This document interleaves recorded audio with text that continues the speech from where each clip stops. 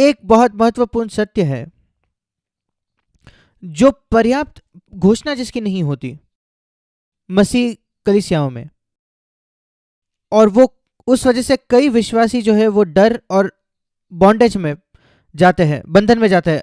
ये सत्य मैं खुद कई वर्षों तक नहीं जानता था अपने जीवन में। मैं कैसे कलीसिया में बड़ा हुआ जहां उन्होंने इसे नहीं सिखाया। और वो सत्य है, जब यीशु मसीह उस क्रूस पर मरा, कई बातें हुई। हमारे पाप उस पर डाल दिए गए, उसने हमारे पापों को ले लिया। उसकी घोषणा हर जगह की जाती है इवेंजेलिकल मसीहत में। रोमियो 6 कहता है, हमारा पुराना मनुष्य, वो जो पुराना स्वभाव था हमारा, वो क्रूसित कर दिया गया मसीह के साथ, जो हमें चलाता है कि हम एक विजयी जीवन जिए। और फिर एक बहुत महत्वपूर्ण सत्य, शैतान वो हरा दिया गया था क्रूस पर। ये वो बात है जो शायद ही जिस पर जोर दिया गया। हम बहुत सुनते हैं कि यीशु मसीह हमारे लिए उस क्रूस पर मरा, पर यीशु मसीह ने शैतान को उस क्रूस पर हराया। शैतान तब तक हराया नहीं था जब तक यीशु मसीह उस क्रूस पर नहीं मरा। तब भी जब यीशु जीवित था, वो खुद शैतान पर विजय पा सका, पर और कोई नहीं। इसी वजह से पूरे पुराने नियम में आप पढ़ते हो शैतान के बारे में उत्पत्ति 3 में, और उसके बाद शायद ही आप शैतान के बारे में पढ़ते हो पुराने नियम में। हम नहीं पाते शैतान उस भविष्यवक्ताओं पर हमला करता था, ऐसा कुछ भी, क्योंकि परमेश्वर ने उसे रोके रखा था। आप पढ़ते हो शैतान के बारे में अय्यूब की पुस्तक में, वहां आप पढ़ते हो कि कैसे परमेश्वर ने उसे रोके रखा शैतान पर, एक अय्यूब पर हमला करने से, एक सीमा से ज्यादा हमला करने से।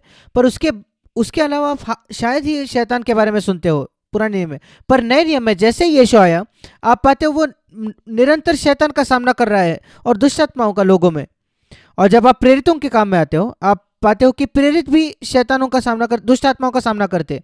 और फिर आप पढ़ते हो पत्रियों में, शैतान पर जय पाना ये मुख्य बात है मसीह जीवन की। मैं आपको 2 वचन दिखाना चाहता हूं। इब्रानियों की पत्री 2 अध्याय 14 और 15 वचन। इसलिए जबकि लड़के मांस और लहू के भागी है, तो वो आप भी उनके समान, यीशु ने उनके ही समान उनका सहभागी हो गया। क्यों? इसलिए नहीं कि वो हमारे पापों को क्षमा करे केवल, वो तो सच है, ताकि मृत्यु के वो मर सके। जब तक वो मनुष्य का रूप नहीं लेता, वो मर नहीं सकता, मनुष्य शरीर को न लेता। पर जब वो मरा, उस मृत्यु के द्वारा उसने उसे शक्तिहीन निकम्मा कर दिया, जिसके पास मृत्यु की सामर्थ्य थी, वो जो शैतान है। जहां तक हम जानते हैं, उस समय तक जब तक यीशु की मृत्यु नहीं हुई थी, शैतान के पास मृत्यु की सामर्थ्य थी। वो किसी परमेश्वर के भय रखने वाले व्यक्ति को छू नहीं सकता था परमेश्वर की अनुमति के बिना। जैसे हम अय्यूब में पढ़ते हैं, अय्यूब के 2 अध्याय में परमेश्वर ने कहा तू उसके शरीर को छू सकता है, उसे बीमार बना सकता है, पर तू उसका जीवन नहीं ले सकता। शैतान तो बहुत खुश होता अय्यूब को मारने के लिए, पर वो नहीं कर पाया, पर उसके पास मृत्यु की सामर्थ्य। पर वहां लिखा है उसे जिसके पास मृत्यु की सामर्थ्य, जो शैतान, उसे निकम्मा कर दिया गया। उसका नाश नहीं हुआ, शैतान का नाश नहीं हुआ, वो तंदुरुस्त है, पर उसके पास सामर्थ्य नहीं है एक व्यक्ति पर जो, ध्यान से सुनिए, जो मसीह के अगुवाई के अधीन हो जाता है, उसके अधिकार के अधीन होता है। अगर आप यीशु मसीह के हेडशिप, उसके अधिकार के अधीन जियो, तो शैतान का आप पर शून्य सामर्थ होगा। उसने उसको सामर्थहीन बनाया। इसलिए ये बहुत महत्वपूर्ण है हमारे लिए कि हम यीशु मसीह के अधिकार के अधीन जिए, कि हम अपने परिवारों को यीशु के अधिकार के अधीन लाए। उसने उसे सामर्थहीन बनाया ताकि वो छुड़ा सके उन्हें जो मृत्यु के भय से अपने सारे जीवन भर दासत्व में फंसे थे। मृत्यु का भय ये सारे मनुष्यों में है। और यहां लिखा है मसीह के मृत्यु के द्वारा हम उससे छुड़ाए जाते हैं। आप में से कई लोग मानेंगे कि आप आपके पापों से मुक्त हो चुके हो क्योंकि आप मसीह के पास आए। आप में से कितने लोग जानते थे कि शैतान भी हराया गया उस क्रूस पर? और मैं आपको एक और प्रश्न पूछना चाहता हूं, आप में से कितने लोग स्वतंत्र हुए हैं 100% मृत्यु के भय से? आप आनंद से ये मानोगे कि आप 100% आपके पापों से मुक्त हो चुके हो, आपके बीते हुए पापों से। आप जानते हो कि मसीह के लहू ने उसको संभाला है, पर यहाँ लिखा है उस वो मरा ताकि वो उसको नाश करे जिसके पास मृत्यु की सामर्थ्य, मतलब शैतान। क्यों? ताकि जो मृत्यु के भय के कारण, क्या आप जानते हो 15 वचन में लिखा है मृत्यु के भय के द्वारा दासत्व आता है, गुलामी आती है, वो मनुष्य को गुलाम बना देता है। हमेशा मृत्यु से डरता है, क्या होगा क्या होगा, मैं बीमार हो सकता हूं, मुझे कैंसर हो सकता है, मेरी दुर्घटना हो सकती है, और हम उस भय में जीते हैं। मैं ये नहीं कह रहा कि हमें सतर्क नहीं होना है, हमें बहुत सावधान रहना है, पर बहुत अंतर है सावधानी में और डर में जीने में। बहुत अंतर है सतर्क रहने में और हमेशा चिंता करते रहने में, टेंशन में। चिंता करना यह मसीह जीवन का भाग नहीं है। सतर्क रहना, सावधान रहना, हाँ, यीशु मसीह सावधान था। हम सुसमाचारों में पढ़ते हैं कि वो कभी कुछ जगह नहीं जाता था क्योंकि लोग उसे मारने की कोशिश कर रहे थे। वो बस सावधान था, पर वो कभी नहीं डरता था। यीशु मसीह एक सेकंड के लिए भी नहीं डरा, पर वो हमेशा सावधान था, और हमें भी होना चाहिए। पर मृत्यु के भय में नहीं जीना चाहिए, क्योंकि शैतान क्रूस पर हराया गया। दूसरा वचन जो मैं आपको दिखाना चाहता हूं वो है कुलुस्सियों की पत्री दूसरा अध्याय। कुलुस्सियों की पत्री उसका दूसरा अध्याय। यहां लिखा है दो बातों के बारे में जो यीशु ने हमारे लिए की। सबसे पहले तो 14 वचन में उसने उस विधियों का वो लेख, कुलुस्सियों 2:14, विधियों का वो जो लेख या कर्जा जो था उसे मिटा डाला। हर समय जब हम पाप करते हैं, ऐसा है कि हम परमेश्वर के द्वारा हमारा कर्जा होता है। अगर आपका बुरा विचार आता है तो आप कर्जदार हो परमेश्वर के। किसी के प्रति कड़वाहट है, आप परमेश्वर के फिर एक बार कर्जदार हो चुके हो। मनुष्य अपना कर्जा हर दिन बढ़ा रहे हैं। किसी के प्रति गलत रवैया, आप जाकर किसी की निंदा करते हो, आपका कर्जा बढ़ते जा रहा है। कितने लोग अपना आर्थिक कर्जा बढ़ाएंगे इस प्रकार? हम इतने मूर्ख हैं। आर्थिक कर्जा इतना गंभीर नहीं है जितना पाप का कर्जा होता है, वो हमारे जीवन को नाश कर सकता है। और ये जो कर्जा जो हिंदी बाइबल में लेख लिखा है, ऐसा लिखा है कि यीशु जब क्रूस पर मरा, कुलुस्सियों 2:14, उसने उसको मिटा डाला, उसने उस कर्जे को भर दिया। क्या आप बार बार उसे वापस भरने को कहते हो? प्रभु ये भी कर्जा भर दे, ये भी कर्जा भर दे। हमें इतना सावधान होना चाहिए पाप के बारे में। पाप नहीं करने के लिए हमें सावधान होना चाहिए कि आप अपने पति या पत्नी पर चिल्लाते नहीं, गुस्सा नहीं होते, उससे हमारा कर्जा बढ़ता है। उसी के लिए तो मसीह क्रूस पर मरा। ये ऐसा है कि हम यीशु के पास जाकर कहते हैं फिर से मेरा कर्जा चुका, फिर से मेरा कर्जा चुका, फिर से मेरा कर्जा चुका। दिन में आप कितने बार ये करने वाले हो? क्या आप इस कर्जे के मामले को गंभीरता से लेने वाले हो? पाप एक कर्जा है, और यीशु मसीह ने उस कर्जे का जो प्रमाण पत्र था उसे मिटा डाला, जो हमारे विरोध में था उसे निकाल दिया, उस क्रूस पर किलो से जड़कर हटा दिया। परमेश्वर की स्तुति हो। अब पूर्ण स्वतंत्र है पाप के कर्जे से, पाप के अपराधी भावना से, मसीह के उस मृत्यु के द्वारा क्रूस पर अगर आप प्रभु से प्रेम करते हो तो उसका आप फायदा नहीं उठाओगे। जितना ज्यादा मैं क्रूस पर मनन करता हूं, उतना मैं अधिक घृणा करता हूं पाप से। छोटे से छोटा गलत रवैया या विचार या रवैया या काम या शब्द। और फिर यहां लिखा है उसने उसे निकालकर क्रूस पर किलो से जड़ दिया। कुलुस्सियों 2:15, उसने प्रधानता और अधिकारियों को उनका खुलम खुला तमाशा बनाया, जो स्वर्ग से निकाल दिए गए थे आदम के उत्पत्ति से पहले, और उनका खुल्लम खुल्ला तमाशा कर दिया। क्रूस पर एक तमाशा था जो सारे स्वर्गदूत देख पाते, और अगर आपके पास विश्वास की आंखें हैं तो आप भी उसे देख पाओगे। आप में से अधिकतर आपके पास विश्वास की आंखें रही है यीशु को देखने के लिए कि वो आपके पाप क्रूस पर ले रहा है। हम में से किसी ने भी यीशु को टंगते हुए नहीं देखा, पर विश्वास की आंखों द्वारा आपको दिखाया है कि आपके पाप को लेते हुए उस क्रूस पर यीशु गया। आपके पास विश्वास की आंखों की आवश्यकता है कि आप ये भी देखें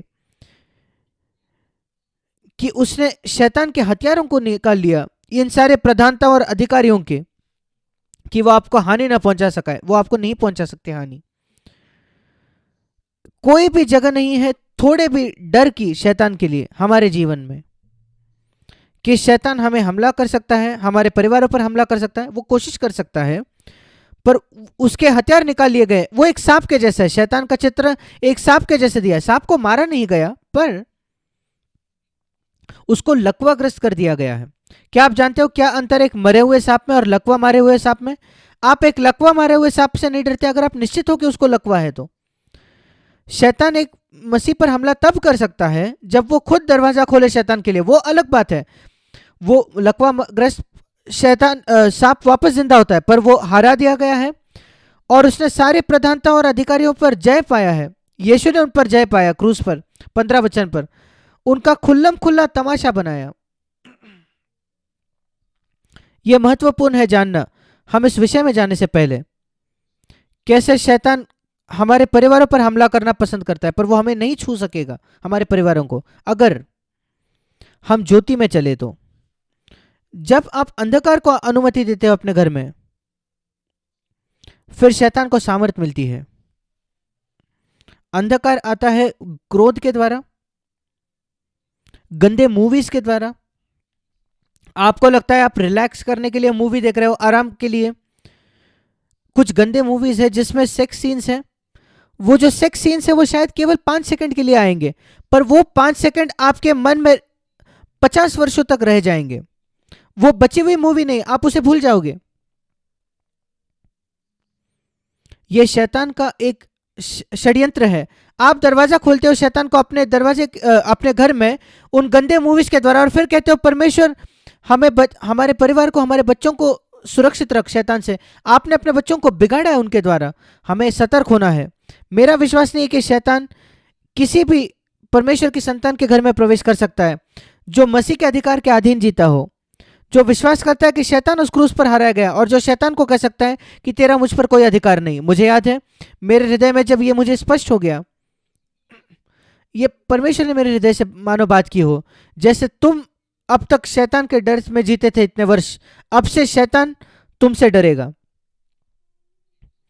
अब ये बात उल्टी हो गई है। केवल ये नहीं कि मैं शैतान से नहीं डरता, ये तो अच्छी गवाही है, पर यह कि शैतान आपसे डरेगा। याकूब 4:7 कहता है कि शैतान का सामना करो और वो तुमसे भागेगा, चलकर नहीं जाएगा। फ्ली इंग्लिश में जो शब्द है वो भागने से भी ज्यादा है। वो दौड़कर, पूरे स्पीड से दौड़कर जाएगा। कौन डर कर भागता है आपसे? एक लायन नहीं, एक शेर नहीं, शेर आकर आप पर हमला करेगा। पर ये छोटे छोटे कीड़े हैं जो आपसे भाग जाते हैं, क्योंकि वो जानते हैं कि आपके पास उनसे ज्यादा सामर्थ्य है। वही भागते हैं जिन्हें लगता है कि आपका उनसे ज्यादा सामर्थ्य है। अगर आपको लगता है दूसरा व्यक्ति के पास ज्यादा सामर्थ्य है तो आप भागोगे। शैतान आपसे भाग निकलेगा। जैसे आप शैतान से डरते थे, अब तक शैतान आपसे डरेगा। इसी प्रकार हमें जीना है, विशेषकर हमारे परिवार के संबंध में। इसलिए आइए हम निकालेंगे उत्पत्ति पहला अध्याय, उसमें परमेश्वर की योजना देखेंगे परिवार के लिए। उत्पत्ति के पहले अध्याय में हम पढ़ते हैं, परमेश्वर ने मनुष्य को बनाया अपने स्वरूप में। उसने कभी स्वर्गदूतों को अपने स्वरूप में नहीं बनाया। समय के आरंभ से परमेश्वर ने कभी किसी को अपने स्वरूप में नहीं बनाया, मनुष्य जाति को छोड़। स्वर्गदूत के पास परमेश्वर का स्वरूप नहीं है। उनके पास कई अधिक दूसरे क्षमताएं हैं, शारीरिक क्षमताएं, मानसिक क्षमताएं, पर कोई भी स्वर्गदूत वो परमेश्वर की संतान नहीं हो सकता। कोई भी स्वर्गदूत परमेश्वर को देखकर पिता नहीं कह सकता, पापा या डैडी नहीं कह सकता, केवल मनुष्य कह सकते हैं। ये एक बहुत बड़ा सौभाग्य है। कुछ ये बातें हम बड़े हल्के में लेते हैं। हमें देखना है क्या ही आदर और सौभाग्य की बात है। पुराने नियम के नबियों के पास भी ये नहीं था। यह केवल मसीह के मृत्यु के बाद संभव था और पवित्र आत्मा आ सका जब अंदर। यहां लिखा है परमेश्वर की पहली योजना मनुष्य के लिए, आदम और हवा के लिए, कि वे उसके बच्चों की तरह बड़े हो। अपने ही स्वरूप में उसने उन्हें बनाया। और हम उत्पत्ति 1 में पढ़ते हैं, सबसे पहले हम पढ़ते हैं कि 6ठे दिन उसने पहले प्राणियों को बनाया। उसने मछलियों और पक्षियों को 5वें दिन बनाया। वो जानवरों को भी 5वें दिन बना सकता था, पर उसने नहीं बनाया। मनुष्य को एक पाठ पढ़ाने के लिए 6ठे दिन पर, 6ठे दिन के पहले भाग में हम उत्पत्ति 1:24 में पढ़ते हैं कि उसने मनुष्यों को बनाया, जानवरों को बनाया पृथ्वी पर जीने के लिए। और दूसरे भाग में 6ठे दिन पर उसने मनुष्य को बनाया और स्त्री को, पुरुष और स्त्री को इन जानवरों पर हक अधिकार करने के लिए, और पशुओं पर, मछलियों पर भी। उत्पत्ति 2:7 में हम पढ़ते हैं कि परमेश्वर ने आदम पर अपने श्वास को फूंका। उसकी सृष्टि से पहले जीवन की जो सांस थी, आदम केवल एक मिट्टी का एक मॉडल था, पुतली जैसे था, बिल्कुल सिद्ध था, उसके अंदरूनी अवयव थे, पर जो नहीं था वो था आत्मा। जब मनुष्य परमेश्वर ने अपने श्वास को फूंका, ना केवल वो सांस लेने लगा पर वो जीवित मनुष्य बन गया, जीवित प्राणी बन गया। ना केवल उसके पास प्राणी था पर वो जीवित प्राणी था, उसके पास आत्मा थी। मनुष्य आत्मा, प्राण और शरीर है। और वो जो आत्मा है, हमसे हमारी सबसे गहरी भाग, वो परमेश्वर के साथ रहे। और उस आत्मा के अंदर एक बहुत महत्वपूर्ण हिस्सा है जिसका नाम है विवेक। विवेक जो तुरंत आपको बताता है कि आपने पाप किया है, यद्यपि आप उसे मानते नहीं, आप अपने हृदय में जानते हो। तब भी जब आप ये लोगों के सामने दावा करते हो कि नहीं, आपको नहीं लगता आपने कुछ गलत किया, आपका विवेक आपको बताता रहता है तुमने कुछ गलत किया है, तुमने कुछ गलत किया है, और उसे तुम शांत नहीं कर सकते। वो परमेश्वर की आवाज़ है। आप उसको अगर उपेक्षा करोगे तो आप अनंत काल तक खो जाओगे। उसे सुने, उसे सुने। आपके नए जन्म के बाद आपके विवेक को अधिक अधिक संवेदनशील बनने दे। अपने विवेक में संवेदनशीलता को खोना ये आत्मिक कोड़ को प्राप्त करने जैसा है। कोड़ी जो होते हैं उनके शरीर में, त्वचा में कोई संवेदनशीलता नहीं होती। जब आप अपने विवेक की संवेदनशीलता को खोते हो तो आप नर्क के मार्ग पे हो। आपको मन फिराकर परमेश्वर के पास आकर कहना, प्रभु मेरे विवेक को संवेदनशील बना। आत्मिक उन्नति का एक चिन्ह है कि आपके विवेक में आप संवेदनशील बनते हो। ये सबसे महत्वपूर्ण भाग है। शैतान को अगर अपने परिवारों पर हमला करने से रोकना है तो पति पत्नी को एक संवेदनशील विवेक रखना है। जैसे ही आपने गुस्से का शब्द का प्रयोग किया एक दूसरे के प्रति या एक दूसरे को, आपका विवेक आपको बताएगा तुरंत। आप उसे अंगीकार नहीं करोगे। शायद आप बहुत घमंडी हो मानने के लिए कि आप अपने पति या पत्नी के साथ क्रोधित हुए, आपने एक कठोर शब्द का इस्तेमाल किया जिसमें दया नहीं थी।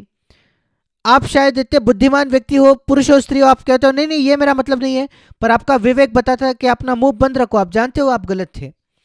उस आवाज को सुने, आप अपने परिवार को बचाए रख सकते हो। उस आवाज को सुने जब आप एक गंदी मूवी देख रहे हो। उस आवाज को सुने अगर आप अपने आप का नाश करना चाहते हो, अपने परिवार का और अपने पूरे बच्चों को। विवेक की आवाज, परमेश्वर ने मनुष्य में अपने श्वास को फूका और वो एक जीवित प्राण बन गया, एक विवेक उसे मिला। और क्यों परमेश्वर ने प्राणियों को पहले जीवन के पहले दिन के पहले हिस्से में बनाया और मनुष्य को बाद में, एक पार्ट सिखाने के लिए। जानवरों के पास आंखें हैं, कान है, चार हाथ पैर होते हैं, हमारे पास 2 हाथ 2 पैर है। प्राणियों के पास, जानवरों के पास 4 पैर होते हैं। और अंदरूनी जो अवयव है प्राणियों के, वो बिल्कुल हमारे अंदरूनी अवयवों जैसे है। दूसरे दिन हम पढ़ते कि एक सुअर का जो हृदय है वो मनुष्य के अंदर लगाया गया और वो मनुष्य जी सकता है। कई ऐसे समानताएं हैं अंदरूनी अवयवों में, मनुष्य में और जानवरों में। पर प्रभु कह रहा था एक बात है जो अन्य है, भिन्न है, फर्क है, जो प्राणी के पास नहीं है, वो है विवेक, परमेश्वर की एक बुद्धि। इसलिए हर जानवर इस संसार में वो नीचे देखता है। कभी आप नहीं पाते कि एक जानवर ऊपर देखता है। कोई कुत्ता, कोई गाय ऊपर नहीं देखती, हमेशा नीचे नीचे नीचे देखते हैं। पर जैसे मनुष्य को बनाया गया है कि वो ऊपर देखे, वो परमेश्वर का है। हमारे पास सामर्थ्य है ऊपर देखने के लिए। और बाइबल बताती है परमेश्वर हमारे सिरों को उठाने वाला है, भजन संहिता में लिखा है। और जब एक व्यक्ति, मनुष्य नीचे देखता है पैसे के प्रति, सांसारिक बातों के, हर समय वो जानवरों के स्तर पर आप पहुंचा है। मैं ये नहीं कह रहा कि आपको सिर ऊंचा उठाना है, पर आपकी आत्मा में एक ऊपरी नजर होनी चाहिए। वो दिखाता है कि आप एक मनुष्य हो। और परमेश्वर जो कह रहा था कि अगर आप अपने विवेक को उपेक्षा करो, बहुत आसान है आपके लिए कि आप एक जानवर के स्तर पर फिसल जाओ। क्योंकि याद रखें, जानवर भी उसी दिन बनाए गए थे जिस दिन आप बनाए गए। और इकलौती बात जो आप में और उनमें फर्क लाती है आपका विवेक। आप उसकी उपेक्षा करो, आप जानवर के स्तर पर जाओगे। उसी वजह से जानवरों की, मनुष्य के ही दिन निर्माण किया उस पाठ को सिखाने के लिए। एक ही बात है जो आप में और उनमें अलग है, आपका विवेक। वही आपके परमेश्वर के साथ आप चलोगे उसके वजह से। अगर उसकी उपेक्षा करोगे तो आप जानवरों के जैसे बन जाओगे, आप जानवरों के जैसे बर्ताव करोगे। मसीह परिवारों में भी पति पत्नी एक दूसरे के तरह कुत्तों के जैसा व्यवहार करते हैं, एक दूसरे पर भौंकते हैं, वो जानवरों के स्तर तक फिसल चुके हैं। ये पहली बात है जो हम देखते हैं, खतरा है। उसके बाद मैं चाहता हूं कि आप देखें, जब परमेश्वर ने मनुष्य को बनाया, पुरुष और स्त्री को बनाया, उसने पहले पुरुष को बनाया। यह कोई दुर्घटना नहीं थी। वो दो मिट्टी के नमूने या मॉडल्स बना सकता था आदम और हवा को, बहुत आसान था उसके लिए, और उनमें वो अपने सांस को फूंक सकता था इकट्ठा एक ही साथ, पर उसने ऐसा नहीं किया। इसको पहचान ले कि परमेश्वर ने अपने महान बुद्धि में आदम और हवा को इकट्ठा एक साथ नहीं बनाया। हम उत्पत्ति 2 में पढ़ते हैं, मैं उसमें नहीं जाना चाहता। उसने पहले आदम को बनाया, उसको सुलाया, उसमें से एक फसली निकाली, और फिर अलग एक स्त्री को बनाया। जब आदम को पहले बनाया गया, उसने अपनी आंखें खोली। पहले व्यक्ति जिसने उसको देखा वो परमेश्वर था, वहां कोई हवा नहीं थी। हवा तो आसपास थी नहीं, उसका अस्तित्व भी नहीं था तब। जैसे ही आदम ने अपनी आंखें खोली और परमेश्वर का सांस उसमें आया, एक व्यक्ति जिसको उसने देखा वो था परमेश्वर। यह हमें यह सिखाता है, जब आप अपनी आंखें खोलते हैं तो आपको पहले परमेश्वर को देखना है। सबसे पहली बात, आप जब सुबह उठते हैं, अपने जीवन की शुरुआत करें परमेश्वर से, बिस्तर से भी निकलने से पहले। यह मेरी आदत है, मैं बिस्तर से निकलने से पहले मेरा क्वाइट टाइम जो है 1 मिनट हो, 2 मिनट हो, 5 मिनट हो, उसका शुरुआत बिस्तर में होती है। मुझे बाइबल खोलने की जरूरत नहीं है, वो बाद में होता है। मेरे जीवन की शुरुआत परमेश्वर से होनी है।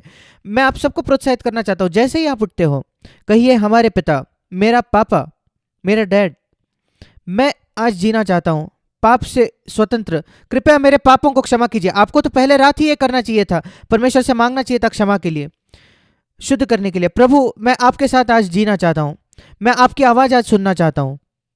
आपको ऐसे शुरुआत करनी है। अगर आपको परिवार को बांधना है और उसको शैतान से सुरक्षित रखना है, पुरुष और स्त्री को, हमें बनाया गया था ताकि हम ऊपर देखें, और अगर हम उसे नहीं सुनते तो हम नीचे देखना लगते हैं। पर उसके बाद जब हवा को बनाया गया दूसरा, तब आदम सोया हुआ था। आप उत्पत्ति 2 में पढ़ते हो।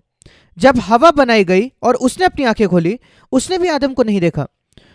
वो आदम के अस्तित्व के बारे में नहीं जानती थी। उसने किसको पहले देखा? परमेश्वर को। और फिर उसने उसको आदम के पास लाया। यह हमें क्या सिखाता है? यह हमें सिखाता है कि पुरुष और स्त्री, पति पत्नी, वे जैसे ही उठते हैं सुबह, उन्हें शुरुआत करनी चाहिए परमेश्वर से। अपने पति अपने पत्नी के साथ नहीं, एक दूसरे के साथ नहीं।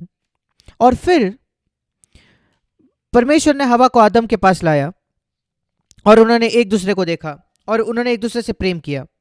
पर याद रखिए कि पहले आदम और हवा ने, जैसे ही वे बनाए गए, पहला व्यक्ति जिनको उसने देखा वो परमेश्वर था। यह हमें सिखाता है कि परमेश्वर हमारे जीवन में पहला होना चाहिए। बाइबल की शुरुआत ऐसे ही होते हैं। पहले 4 शब्द बाइबल के हैं, आदि में परमेश्वर। ये बाइबल के पहले 4 शब्द है। और ऐसे ही हमारा दिन शुरुआत होना चाहिए। हर दिन ऐसे ही शुरू होना चाहिए। हमारा जीवन ऐसा शुरू होना चाहिए, हमारा विवाहित जीवन। आदि में परमेश्वर, आदि में मेरी पत्नी नहीं, मेरा पति नहीं, या आदि में सेक्स, ये नहीं। आदि में परमेश्वर, और फिर बाकी अन्य बातें अपने अपने जगह बैठती है। सेक्स भी, सेक्स के बारे में कुछ गंदा नहीं है। ये जो मूवीज है उसको गंदा दिखाती है। सब कुछ गंदा और शैतानी है और दुष्ट है सेक्स के बारे में। अगर वो विवाह के बाहर है तो हाँ, मैं उससे सहमत हूं। केवल गंदा ही नहीं, पर शैतानी। विवाह के बाहर व्यभिचार, दूसरे स्त्रियों के साथ विवाह होने के बाद भी संबंध रखना, यह बिल्कुल शैतानी है। शैतानी 100% शैतान की ओर से है। यह कोई निर्बलता नहीं है। नहीं नहीं नहीं, ऐसा नहीं है कि आपको सिर दर्द होता है या कोई पेट दर्द। नहीं नहीं नहीं नहीं, वो शैतानी है। विवाह के बाहर सेक्स जो है वो शैतानी है। और वैसे ही सेक्स विवाह के अंदर केवल अच्छा ही नहीं, वो ईश्वरीय है, स्वर्गीय है। आपका सेक्सुअल जीवन जो है वो शैतानी हो सकता है या ईश्वरीय हो सकता है, यह आप पर निर्भर है। पर मैं आपको बताता हूं क्यों वो ईश्वरीय है। जब परमेश्वर ने मनुष्य को बनाया, कृपया सुने, उत्पत्ति 1 उसका 27 वचन, पहला शब्द जो उसने परमेश्वर ने मनुष्य को कहा, उसके उत्पन्न करने के बाद पहले शब्द परमेश्वर के वचन, बाइबल, आदम का जो बाइबल था उसमें पहला शब्द था जो परमेश्वर ने उससे कहा, उससे और हवा से, आदम हवा से। उत्पत्ति 1:28 में लिखा है, जैसे उसने उनको बनाया उसने कहा उनसे, फूलो फलो और पृथ्वी में भर जाओ। ये पहले शब्द थे उसके। आदम और हवा, इसका मतलब है उनको बच्चे उत्पन्न करना है। कैसे उनके बच्चे होते, आप मुझे बताइए। परमेश्वर उनको क्या करने के लिए प्रोत्साहित कर रहा था? शारीरिक संबंध रखिए एक दूसरे के साथ। यह पहले शब्द है जो वो कहता है आदम और हवा से। वो हमें दिखाता है कि कितनी पवित्रता है सेक्स की या यौन संबंध की। और इसी वजह से शैतान ने उसका इस्तेमाल किया है, उसको पूरी तरीके से भ्रष्ट करके, प्रदूषित करके, उसको शैतानी बनाने के लिए। वो ईश्वरीय या शैतानी है, और आप चुनाव करते हो वो क्या होने वाला है। बिल्कुल पूर्ण विश्वास योग्यता अपने पत्नी या पति के प्रति, वो ईश्वरीय बन जाता है। लापरवाही आपके मन में, आपके विचारों में, दूसरे स्त्रियों के विषय में सोचना, पोर्नोग्राफी, अश्लील चीजें, ये शैतानी है, दुष्ट नहीं शैतानी है, केवल दुष्ट नहीं शैतानी है। क्योंकि ये ऐसा कुछ है जो परमेश्वर ने बनाया है, जो पवित्र था। बिल्कुल पहले शब्द जो परमेश्वर आदम और हवा से कहता है, क्या आपने उसकी पवित्रता को देखा है? उस सेक्सुअल संबंध को, पति पत्नी के बीच में यौन संबंध को कई लोगों ने नहीं देखा है, और उन्होंने शैतानी उस स्वभाव को नहीं देखा है। गंदे यौन विचारों के बारे में, पोर्नोग्राफी देखने के बारे में, वो कोई निर्बलता नहीं है, वो शैतानी है। वो दरवाजा खोलता है शैतान के लिए, आपके जीवन में आने के लिए और आपको नाश करने के लिए।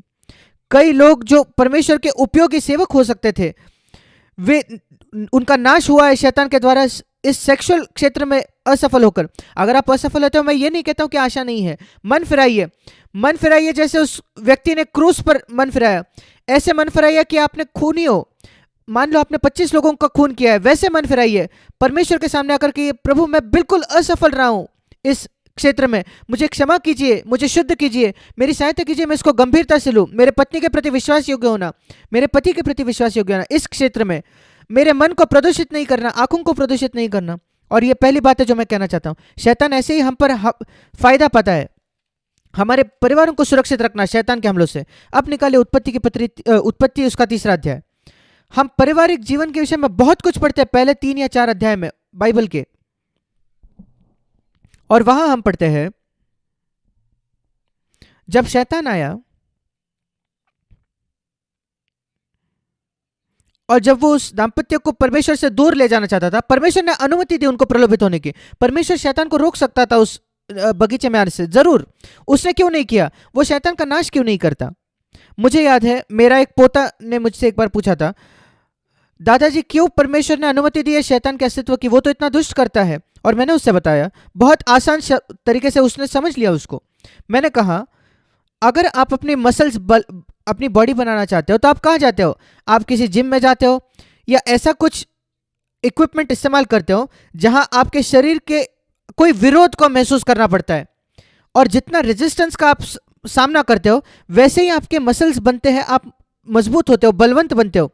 आत्मिक तौर पर भी आपको किसी विरोध का सामना करना होता है। इसी वजह से परमेश्वर ने शैतान की अनुमति दी है ताकि आप उसका विरोध कर पाओ, सामना कर पाओ। और जब आप शैतान का सामना करते हो, ये एक एक्सरसाइज के जैसा है, एक जिम में एक्सरसाइज की तरह। आत्मिक तौर पर वो आपको मजबूत बनाता है। और मैंने बताया, इसलिए मैंने उसको कहा आपको शैतान का सामना करना है, और वो उसको समझ गया और उसने कहा हाँ। और इसलिए जब शैतान मुझसे कहता है कि मुझे अपने माता पिता की बात नहीं माननी है, मैं उसको नहीं सुनूंगा, मैं उसका सामना करूंगा। उस छोटे बच्चे ने उसको समझ लिया। हमें अपने बच्चों को भी यह समझाना है कि वे शैतान पर जयवंत हो सकते हैं, एक आसान बात से, माता पिता की आज्ञा मानकर, जो परमेश्वर ने इसकी आज्ञा दी है। उनके शुरुआती उम्र से ही हमें उनको ये सिखाना है कैसे शैतान पर वे जय पा सकते हैं। शैतान को अनुमति दी थी कि वो बगीचे में आए, उसको अनुमति दी कि वो प्रलोभित करे ताकि वह मजबूत बन सके, ताकि वे एक चुनाव कर सके। दूसरी बात है, परमेश्वर यह नहीं चाहता था कि आदम और हवा रोबोट्स जैसे बने, रोबोट्स के अंदर जैसे प्रोग्राम है, कंप्यूटर प्रोग्राम के जैसे, कि वो उस मना किए हुए पेड़ से दूर रहे, क्योंकि उनकी प्रोग्राम वैसे थी। आदम अगर रोबोट होता तो वो उस पेड़ के सामने आता, भले बुरे के पेड़ के सामने, और उसके अंदर की सिस्टम कहती कि नहीं यहां से मुड़ जाओ, और वो मुड़ जाता। नहीं, उसे चुनाव करना था। आदम और हवा उस पेड़ के पास आए, वे प्रलोभित हुए, वे हाँ या नहीं कह सकते थे शैतान को। और बिल्कुल वैसे ही परमेश्वर ने अनुमति दी है शैतान को आज भी अस्तित्व की। वैसे ही तो हम मजबूत बनते हैं, हमारे परिवार वैसे ही बलवंत बन सकते हैं शैतान का सामना करके, विरोध करके। अगर कोई शैतान नहीं होता, किसी ना किसी तरीके से हम इतने मजबूत नहीं बन पाते। यीशु मसीह खुद, हम पढ़ते हैं, परमेश्वर ने अनुमति दी यीशु को प्रलोभित होने की शैतान के द्वारा, पर उसने कभी पाप नहीं किया। इसलिए प्रलोभित होने शैतान से कुछ गलत नहीं है। मैं निश्चित हूं कि यीशु ने बहुत तीव्र प्रलोभन का सामना किया शैतान से, पर वो सब में जयवंत हुआ। उसने हमेशा परमेश्वर को प्रथम रखा। मनुष्य हर शब्द से जिएगा जो परमेश्वर के मुंह से निकलता है। उसने शैतान को पहला वाक्य यही कहा, मैं तुझे नहीं सुनने वाला शैतान, मैंने पहले ही सुन लिया है परमेश्वर ने क्या कहा है। इसलिए शैतान यहां से दूर हो जा। पर हवा ने ऐसा नहीं कहा। और मैं चाहता हूं एक और बात आप यहां देखें। शैतान जानता था कि आसान है मेरे लिए हवा को गिराना आदम से भी ज्यादा। मैं नहीं जानता क्यों, पर वो उसके पास गया, उसको लगा जिस पर वो जय हो पा सकता है, और वो स्त्री थी। ये दूसरा कारण है क्यों एक स्त्री जो है उसको पुरुष के अधीन होना है विवाह के अंदर और कलीसिया में भी। मेरे साथ निकालिए पहला तीमुथियुस उसका 2 अध्याय। आप 2 कारण देखोगे यहां क्यों एक स्त्री को पुरुष के अधीन होना है। पहला तीमुथियुस 2 अध्याय, यहां कलीसिया में कौन सी ऑर्डर होती है उसके विषय में लिखा है। एक स्त्री को सिखाना नहीं चाहिए, 2:12, पहला तीमुथियुस 2:12।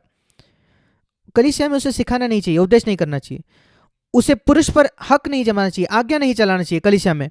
उसको कभी एक स्त्री को पास्टर, असिस्टेंट पास्टर नहीं होना चाहिए, या मुख्य प्रचारक नहीं होना चाहिए कलीसिया में।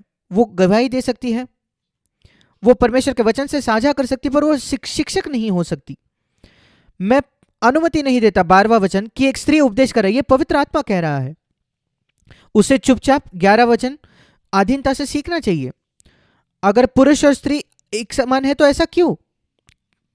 यहां 2 कारण दिए गए हैं, और कृपया से ध्यान से सुनिए। ये मेरी या पौलुस की राय नहीं है, ये पवित्र आत्मा कह रहा है।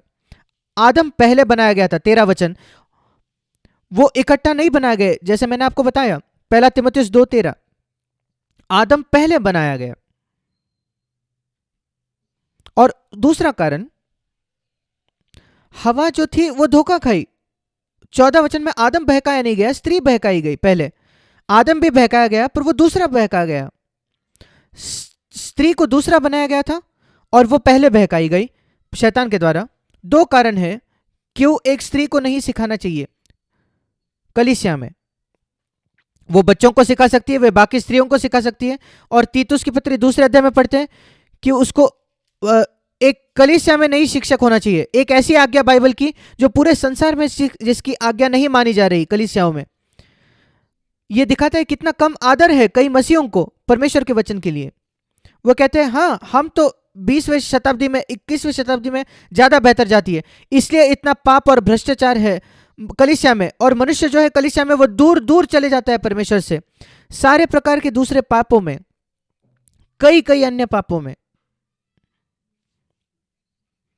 और इसी प्रकार वहां यह नहीं लिखा गया कि स्त्रियों के पास सेवकाई नहीं होगी। आगे जाकर वो ये भी कहता है वे कलीसिया में तो नहीं सिखा सकते, पर पहला तीमुथियुस 2:15, वो बच्चे जन सकते हैं। उनका एक सौभाग्य है उनके पास जो एक पुरुष के पास नहीं है। एक पुरुष के बच्चे नहीं हो सकते। वो जो सौभाग्य है और आदर है, सोच कर देखिए, सौभाग्य और आदर एक दूसरे मनुष्य को इस संसार में लाने का, वो एक स्त्री के शरीर के द्वारा आता है। क्या ही आदर है। और वो आदर वो उसके पास है, वो उसकी सेवकाई है कि वो बच्चे उसके हो और उनको वो बड़ा करे ईश्वरीय तरीके से। ये आपकी सेवकाई है बहनों। और अगर हम परमेश्वर के क्रम को समझ ले तो हम शैतान को नहीं आने देते। और शैतान हमेशा कोशिश करेगा कि वो स्त्री को हेड बनाए, मुखिया बनाए। उसने वही आदम एदन के बगीचे में किया। हवा को शैतान ने कहा क्यों तू इस फल को नहीं खाती। हवा को कहना चाहिए था रुक जा, परमेश्वर ने मुझे एक सहयोगी दिया है। यद्यपि वो नहीं जानती थी कि वो उसका हेड है, पर वो कहती सकती थी कि मुझे उसकी सलाह लेने दे। अगर हवा ने जाकर सलाह लिया होता आदम का, आदम तुम्हें क्या लगता है इस सुझाव के बारे में, इस सुंदर सांप ने दिया है, हमें इस फल से खाना चाहिए। 2 लोग, कई सलाहकारों के जो इसमें सुरक्षा होती है नीति वचन में लिखा है, पर उसने उसको नहीं पूछा। अलग ही कहानी होती अगर वो पूछती तो।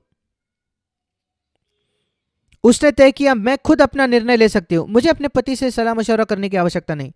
मुझे ऐसे स्त्रियों के लिए बहुत दुख महसूस होता है। बिल्कुल यही शैतान चाहता है कि आप करें। और उसने पाप किया। और जब आप पाप करते हो, पाप के विषय में कुछ है कि जब आप गिर जाते हो, आप चाहते हो कि दूसरे लोग भी गिरे। अगर आपके कपड़े मैले होते हैं तो आप नहीं चाहते दूसरों के कपड़े साफ सुथरे, आपको लगता है कि दूसरों के भी कपड़े मैले हो और आप कोशिश करोगे कि उनके भी कपड़े मैले हो ताकि वो भी आपके स्तर पे आए। ये बहुत दुष्ट है मनुष्य जाति के अंदर। मैं गंदा हो गया हूं, मैं चाहता हूं दूसरे लोग भी मेरे जैसे गंदे हो जाए ताकि वो मेरे से उच्च न हो। और हवा ने कहा मैंने पाप किया है, अब मैं इसको आदम को भी देना चाहती हूं। और मैं चाहता हूं कि आप यहां कुछ देखें मनुष्य पुरुषों के लिए। आदम कहाँ था जब हवा उस फल से खा रही थी? क्या वो कहीं अलग था, कहीं दूसरे पेड़ के पास था? नहीं। हम बिल्कुल स्पष्टता से पढ़ते हैं उत्पत्ति 3:6 में, उसका पति उसके साथ था। जब शैतान हवा से बात कर रहा था, आदम वहां एक चुपचाप वहां खड़ा था, उसका मुंह खुला और चुपचाप देख रहा था क्या बातचीत चल रही है, कुछ नहीं कहा। यह किस प्रकार का पति था वो? उसको तो घर का सिर होना चाहिए था। कई पतियों के जैसे जो आज भी अपनी जगह नहीं लेते घर का सिर होने के नाते। वो देख रहा था कि शैतान अपने पत्नी को दूर ले जा रहा है और वो वही बैठा देख रहा था कि शैतान उसको बहका रहा है। और जब हवा ने फल दिया, आदम ने चुपचाप मुंह खोलकर कहा धन्यवाद और खा लिया। क्या ही मूर्ख व्यक्ति था वो। और इसी प्रकार पाप आया जब आदम ने अपनी जगह नहीं ली परिवार का सिर या मुखिया होने के नाते। और जब आप जो पति हो आप परिवार का सिर के नाते नहीं लेते तो शैतान आपके घर में आता है। आपको अपना अधिकार जमाना है एक सिर के नाते, एक तानाशाह की तरह नहीं। परमेश्वर ने पति को कभी एक तानाशाह की तरह नहीं चाहा, पर घर का सिर या मुखिया होने के नाते। यह बहुत महत्वपूर्ण है, वो जगह उसने नहीं ली। किस प्रकार का सिर, मैं आपको दिखाना चाहता हूं इफिसियों की पत्री में और उसका 5वां अध्याय 23 वचन। पति जो है वो पत्नी का सिर है। यह नई वाचा का शिक्षा है, नई नियम की शिक्षा है। क्यों? क्योंकि तब ही आगे नीचे लिखा है 6 अध्याय में 10, 11, 12 में कि हम 11 वचन में हम शैतान की युक्तियों के सामने खड़े रह सकेंगे। क्या आप जानते हो एक ही जगह है पूरे नए नियम में जहां हमें सिखाया गया है परमेश्वर के हत्यारे के बारे में, कैसे हम शैतान की युक्तियों के खिलाफ खड़े रह सकते हैं। एक ही जगह सारे पत्रियों में, और वो है इफिसियों की पत्री 6 अध्याय 10 वचन से आगे। और उसके पहले का वचन क्या है? पारिवारिक जीवन, पति पत्नी। 5 अध्याय 22 वचन से 33 वचन तक। 6 अध्याय में बच्चे और माता पिता, घर। और उसके तुरंत बाद शैतान का सामना करो, क्योंकि शैतान घर पर हमला करेगा। उत्पत्ति 3 से हम इसको जानते हैं। यहां हम संबंध देखते हैं इफिसियों 5 में, और इसका हल क्या है? इफिसियों 5:18, आत्मा से परिपूर्ण हो जाओ। शैतान का सामना करने का दूसरा कोई तरीका नहीं अगर आप पवित्र आत्मा से नहीं भरे हो। आप शैतान को अपनी बुद्धिमानी और चतुराई से नहीं सामना कर सकते, इस संदेश को सुनकर भी नहीं। आपने एक संदेश सुना है जो सत्य है, आपने अपने सिर में दिमाग में से समझ लिया है।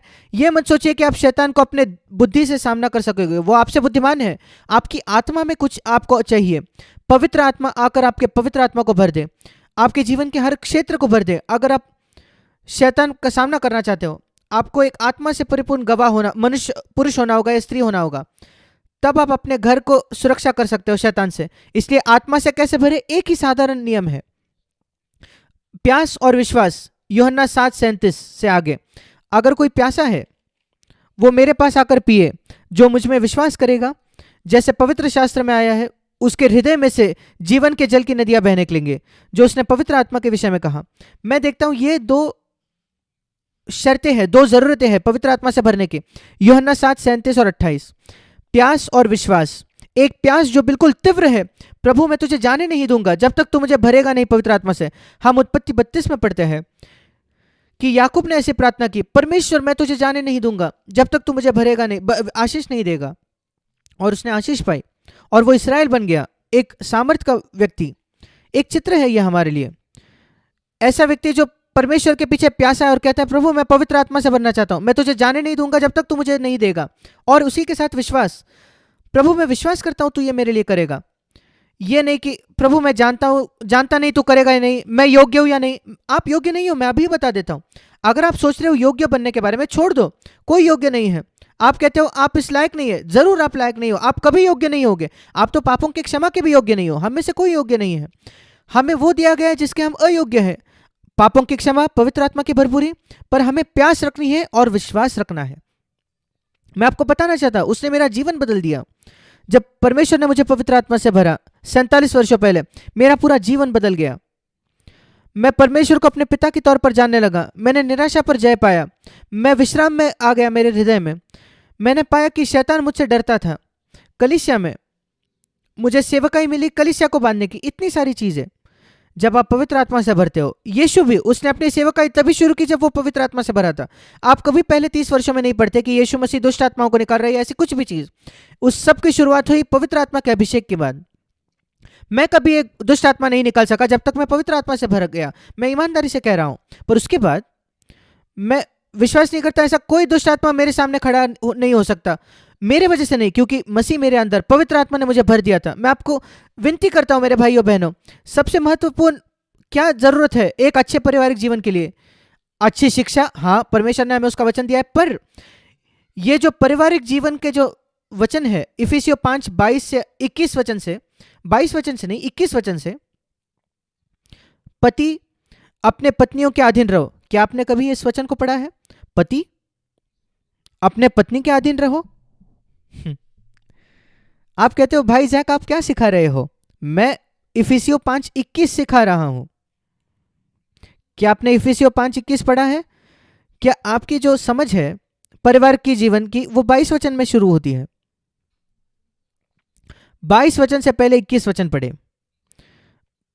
मसीह के भय में एक दूसरे के अधीन रहो।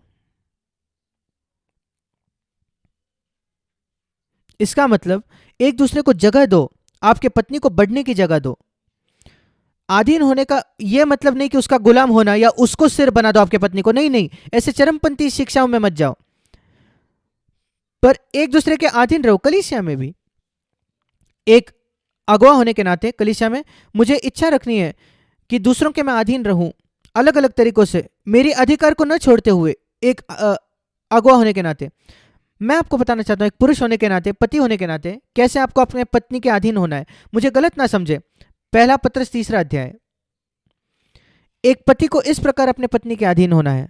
पहला पत्रस 3 अध्याय 7वां वचन, तुम जो पति हो, तुम भी बुद्धिमानी से पत्नियों के साथ जीवन निर्वाह करो, इसी प्रकार आपको अधीन होना है। इंग्लिश में लिखा है समझदारी से, उसकी आज्ञा मानकर नहीं। आप घर के सिर हो, कभी अपने सिर मुखिया होने को ना छोड़े। पतियों कभी अपने सिर होने के जगह को नहीं छोड़े। आप आपके बच्चों के पिता हो, आपकी जिम्मेदारी है प्राथमिक तौर पर अपने बच्चों को अनुशासित करने के लिए। पत्नी केवल आपको सहायता करेगी, वो सहायक है। आदम को सहायक नहीं बनाया हवा के लिए, हवा को बनाया गया आदम का सहायक होने के लिए। वही हम उत्पत्ति 2 में पढ़ते हैं, मैं आदम के लिए एक सहायक बनाऊंगा, उसके लिए जो बिल्कुल मेल खाए। इसलिए कभी इसको ना भूलें। मैं ये पुरुष की जगह नहीं निकाल रहा जो घर का सिर होने के नाते, पर उसको किस प्रकार अपने पत्नी के अधीन होना है। हमें बाइबल को बाइबल की तुलना देखकर उत्तर पाना है। पहला पत्रस 3:7, पतियों को अपने पत्नी के साथ बुद्धिमानी या समझदारी से जीना है। यह बहुत महत्वपूर्ण वचन है। उन्हें क्या समझना है अपने पत्नी के बारे में? सबसे मुख्य बात, वो एक निर्बल पात्र है। वो निर्बल है। पतियों इस बात को पहचाने कि आपकी पत्नी निर्बल है, शारीरिक तौर पर नहीं। वो तो कोई भी मूर्ख इस पृथ्वी पर जानता है कि स्त्रियां जो है निर्बल होते हैं, वो नहीं। वो निर्बल है कई तरीकों से, क्योंकि उसे बनाया गया एक मां होने के लिए। वो बहुत संवेदनशील है, उसकी जो व्यक्तित्व है उसको बनाया गया एक माता होने के लिए नहीं थी, इसलिए वो निर्बल है। भावनात्मक तौर पर वो निर्बल है, वो जल्दी रोती है। वो इस वजह से नहीं कि वो गलत है, पर क्योंकि वो एक स्त्री है। क्यों स्त्रियां आसानी से रोते हैं पुरुषों के तुलना में? क्योंकि वो एक स्त्री है। इस वजह से नहीं कि पुरुष ज्यादा आत्मिक तौर पर मजबूत है, ये बिल्कुल गलत है। क्योंकि वो स्त्री है। एक पुरुष को, पति को अपने पत्नी के साथ ये पहचानते हुए कि वो एक निर्बल पात्र है, ऐसा जीना होगा। और मैं आशा करता हूं, आमतौर पर हम तो इसको पहचानते हैं। अगर आप और आपकी पत्नी एक ट्रेन में जा रहे हो और आपके पास 2 सूटकेस है, कौन भारी सूटकेस उठाएगा? मैं आशा करता हूं कि आप पति उस भारी सूटकेस को उठाओगे। मैं जानता हूं कुछ जो गांव है इंडिया में, वो ज्यादा बोझ जो है वो स्त्री उठाती है, पर वो अन्य जाति है। मसीहत में जो पति है वो ज्यादा बोझ उठाएगा, ऐसा ही होना चाहिए, क्योंकि वो एक निर्बल पात्र है। दूसरे क्षेत्रों में पहचान ले कि वो निर्बल है और इसलिए उसके साथ सहन करे। ये मत कहे क्यों तुम इसको नहीं कर सकते जब मैं कर सकता हूं, तुम क्यों जय नहीं पा सकते जब मैं जय पाता हूं, ऐसा मत बात करो। पहचान लो कि आपकी पत्नी एक निर्बल पात्र है, पहली बात ये उसको समझना है। दूसरी बात जो उसे समझनी है कि वो एक संगी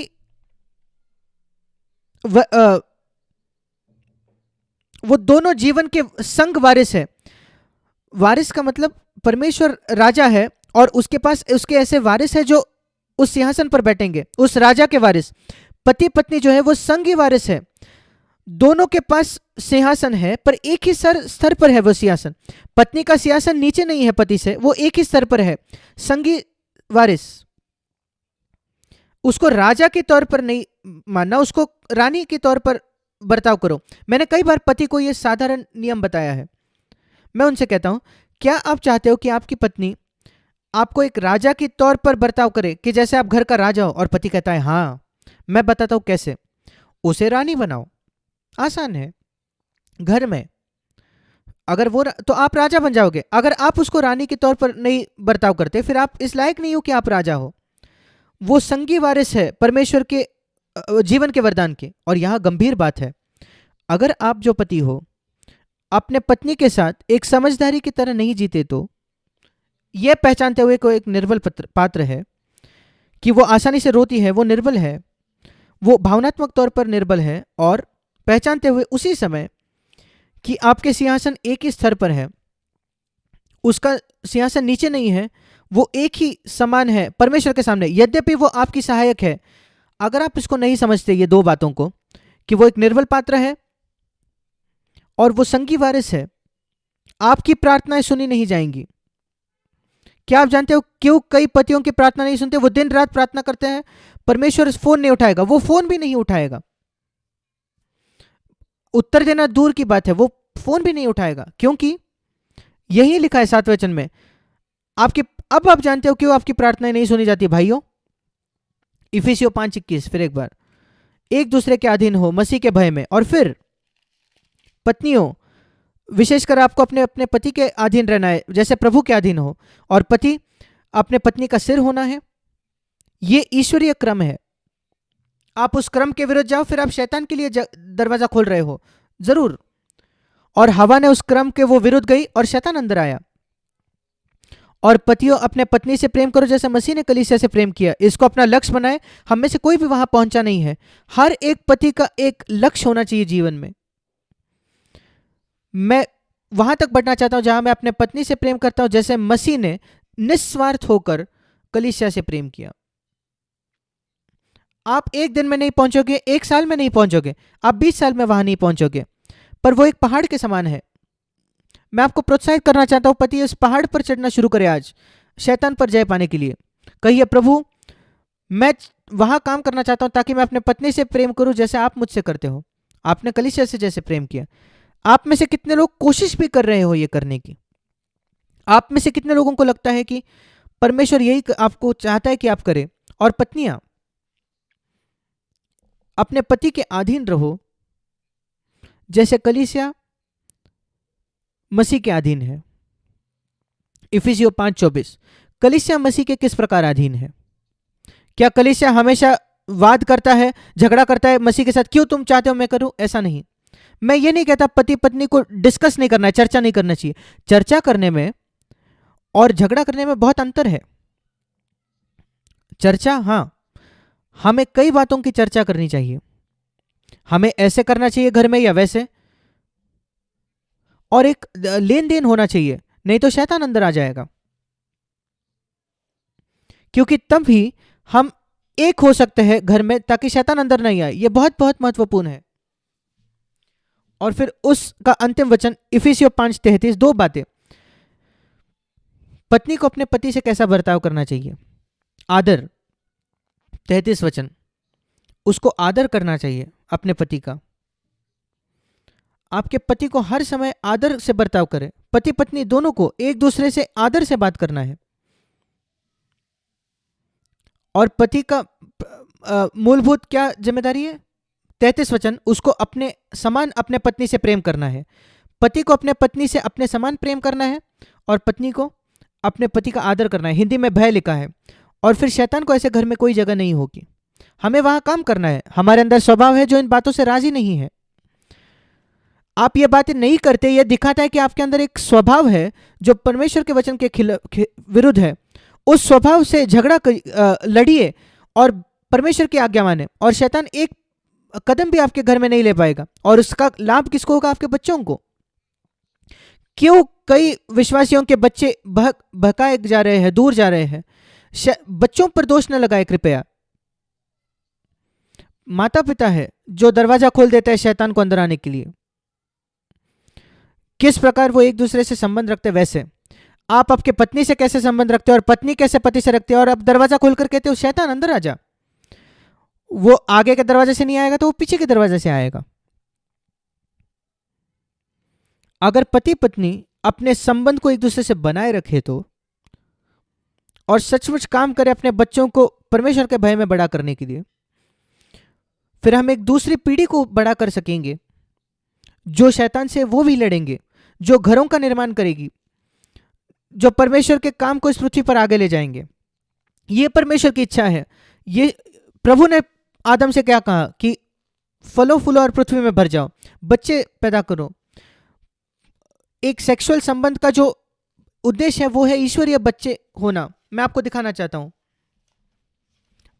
मलाकी की किताब, आखिरी किताब पुराने नियम का, हम पढ़ते हैं मलाकी की पुस्तक, मलाकी की पुस्तक 2 अध्याय और 14-15 वचन। यहां प्रभु एक दोष लगा रहा है इसराइलियों पर, इसराइली के राष्ट्र पर। परमेश्वर तेरे और उस जवानी के संगिनी और ब्याही हुई स्त्री के बीच साक्षी हुआ था। तूने उससे साथ विश्वासघात किया है, यद्यपि वो तेरी संगिनी है और तेरे विवाह के दिन जो तूने वाचा बांधी थी उससे, पर अगर तुम्हारे पास पवित्र आत्मा है, 15 वचन, तुम ऐसे नहीं बर्ताव करोगे। और वो क्या कर रहा था? प्रभु क्या कर रहा था जब उसने तुम दोनों को एक किया? उसका उद्देश्य था 15 वचन के बीच, ताकि परमेश्वर के योग्य, मतलब ईश्वरीय संतान तुम्हारी हो। क्या आप जानते हो क्यों परमेश्वर ने तुम्हें और तुम्हारे पत्नी को एक किया? केवल सेक्स करने के लिए नहीं, नहीं, बिल्कुल नहीं, ताकि तुम्हारे ईश्वरीय बच्चे हो। और अगर आप ईश्वरीय बच्चे चाहते हो तो आप बहुत सतर्क रहोगे अपने आत्मा के बारे में, एक दूसरे के प्रति, और अपने जवानी के पत्नी के साथ विश्वासघात ना करना। मैं स्त्री त्याग या तलाक से घृणा करता हूं, 16वां वचन। मैं आशा करता हूं कि ये हर जगह रख दिया जाता, मसीह कलीसियाओं में भी ये वचन, मलाकी 2:16, प्रभु कहता है मैं तलाक से घृणा करता हूं, नफरत करता हूं। आत्मा में भी अगर आप दूसरे स्त्री के पीछे लालसा करते हो, आप आपके आत्मा में अपने पत्नी से तलाक कर रहे हो। आप दूसरे स्त्री के साथ ज्यादा मित्रता रखते हो, आप अपने पत्नी के साथ तलाक कर रहे हो अपनी आत्मा के अंदर। सतर्क रहिए, आप जो किसी प्रकार के सेवकाई में हो, दूसरे किसी स्त्री के साथ बहुत नजदीकी से काम करना और अपने पत्नी को दूर करना, मैं तलाक से नफरत करता हूं। अपने आत्मा पर ध्यान दो, 16 वचन, मलाकी 2:16। आप आत्मा में चौकस रहो कि तुम्हारे आत्मा में तुम विश्वासघात नहीं करते। शारीरिक नहीं, शारीरिक तो बहुत बाद में आता है, पर अपनी आत्मा में विश्वासघात मत करो। यहां हम शुरुआत करते हैं, यहां शैतान शुरुआत करता है। फिर एक बार निकाले उत्पत्ति के पत्री 3 अध्याय, हमारे घरों को शैतान से सुरक्षित रखना। पहली बात जो हम देखते हैं, आदम ने अनुमति दी कि वो घर का सिर बन जाए स्त्री को, और शैतान अंदर आ गया। उसको बनाया नहीं गया घर सिर होने के लिए, उसको सहायक होने के लिए बनाया है। परमेश्वर ने यह नहीं कहा मैं आदम के लिए एक मुखिया या सिर बनाऊंगा, नहीं। मनुष्य पुरुष को अकेला होना अच्छा नहीं है, उत्पत्ति 2:18 में उसके लिए सहायक बनाऊंगा। पत्नियां याद रखो, आपको अपने पति का सिर होने के लिए नहीं बनाया गया, बल्कि पति का सहायक होने के लिए। यह कोई निचली हिस्सा नहीं, निचली स्तर नहीं है। आप यूहन्ना सुसमाचार 14 अध्याय में पढ़ते हैं कि प्रभु ने कहा पवित्र आत्मा के विषय में, यूहन्ना 14:16, मैं एक सहायक को भेजूंगा, प्रिय बहनों, पत्नियों, क्या आप जानते हो परमेश्वर ने आपको वही नाम दिया जो उसने पवित्र आत्मा को दिया था? एक सहायक, वही शब्द है सहायक। उत्पत्ति 2:18, वो यूहन्ना 14:16 में भी है पवित्र आत्मा के विषय में। क्या ये प्रतिष्ठा रहित कोई जगह है, स्थान है? क्या पवित्र आत्मा कहता है मुझे क्यों ऐसा बिना प्रतिष्ठा का एक शीर्षक दिया गया है? बिल्कुल नहीं। पवित्र आत्मा का शीर्षक है सहायक। पत्नियां, आपका शीर्षक है सहायक। उसको लीजिए। पवित्र आत्मा कैसे हमारी सहायता करता है? सबसे पहले अदृश्य होकर, पर्दों के पीछे। आप कभी पवित्र आत्मा को नहीं देखते और उसके बावजूद वो अपने बच्चों को हर समय सहायता कर रहा है पाप पर विजय पाने के लिए। मैं पाता हूं कि वो मुझे हर बार सहायता करता है जब मैं बात करता हूं, प्रचार करता हूं। मैं बिल्कुल निश्चित हूं कि पवित्र आत्मा मेरी सहायता करता है। मैं नहीं तो कर ही नहीं पाता। मैं 55 वर्षों से कर रहा हूं, मैं आज तक रह ही नहीं पाता अगर पवित्र आत्मा मेरी सहायता नहीं करता तो। वो मुझे शब्द देता है कहने के लिए लोगों के जरूरत के अनुसार। ये मेरी बुद्धिमानी नहीं है, पर क्या आप उसको देख पाते हो? नहीं, वो छुपा है। क्या ही तरीका है ये। मेरे पत्नी ने ऐसे ही किया है मेरे लिए। पर्दों के पीछे प्रार्थना करना, सहयोग देना। आप शायद ही उसको कभी देखते हो। एक पत्नी को ऐसे ही होना चाहिए। और एक अच्छे विवाह में पति यह पहचानेगा कि मुझे पवित्र आत्मा की आवश्यकता है, मुझे अपने पत्नी की आवश्यकता है, एक सहायक, सिर नहीं। दूसरी बात जो हम देखते हैं, जैसे ही आदम ने पाप किया क्या हुआ? सबसे पहले तो उसने अपने पत्नी को सुना, जो बहुत बड़ी गलती थी, और वो एक पापी बन गया। और देखिए दूसरी बात जो वो करता है बहुत महत्वपूर्ण है देखना। जब पाप आता है आपके अंदर, आप क्या करते हो? हम पढ़ते हैं उन्हें भागकर परमेश्वर के पास जाना चाहिए था, परमेश्वर हमें क्षमा कर। उसके बजाय हम पढ़ते हैं उत्पत्ति 2 में, परमेश्वर है जो उनको देखते हुए आता है, उनके पीछे ढूंढते हुए। एक चित्र है कैसे मसीह इस पृथ्वी पर आया। मनुष्य परमेश्वर के पीछे खोज नहीं कर रहा, परमेश्वर मनुष्य को खोज रहा है। हम उत्पत्ति 3 में देखते हैं परमेश्वर आकर आदम को कहता है, तू कहां है आदम? तू कहां है आदम और हवा? यही वो स्वर्ग से आज भी पूछ रहा है, तू कहां है? अपने घर में। परमेश्वर आपके घरों में आकर पूछ रहा है, मेरे बेटे तू कहां है? क्या तू मेरे साथ चल रहा है? वो आप पत्नियों से पूछ रहा है, आप कहां हो? क्या तुम मुझे सुन रहे हो? परमेश्वर खुद वो पहल करता है, क्योंकि वो जानता था कि उनका संपर्क उनके साथ टूट गया था। वो खुद ढूंढते हुए आया और आदम छिप गया। क्या ही मूर्ख बात थी करने के लिए। आज भी पुरुष जो है वो परमेश्वर से छिपते हैं। आदम ने पाप किया था, पर अगर आप पाप करते हो तो आपको दौड़कर परमेश्वर के पास जाना है। परमेश्वर से छिपे ना। जब आप पाप करते हो आदम की तरह, भागकर उसके पास जाइए, कहिए प्रभु मैंने पाप किया है, मुझ पर दया कीजिए। और आदम कहता है मैं नंगा था और मैं डर गया। और प्रभु ने पूछा, इसको ध्यान से सुने, यह बहुत महत्वपूर्ण है देखना। परमेश्वर आदम से कहता है, तुझे किसने बताया कि तू नंगा है?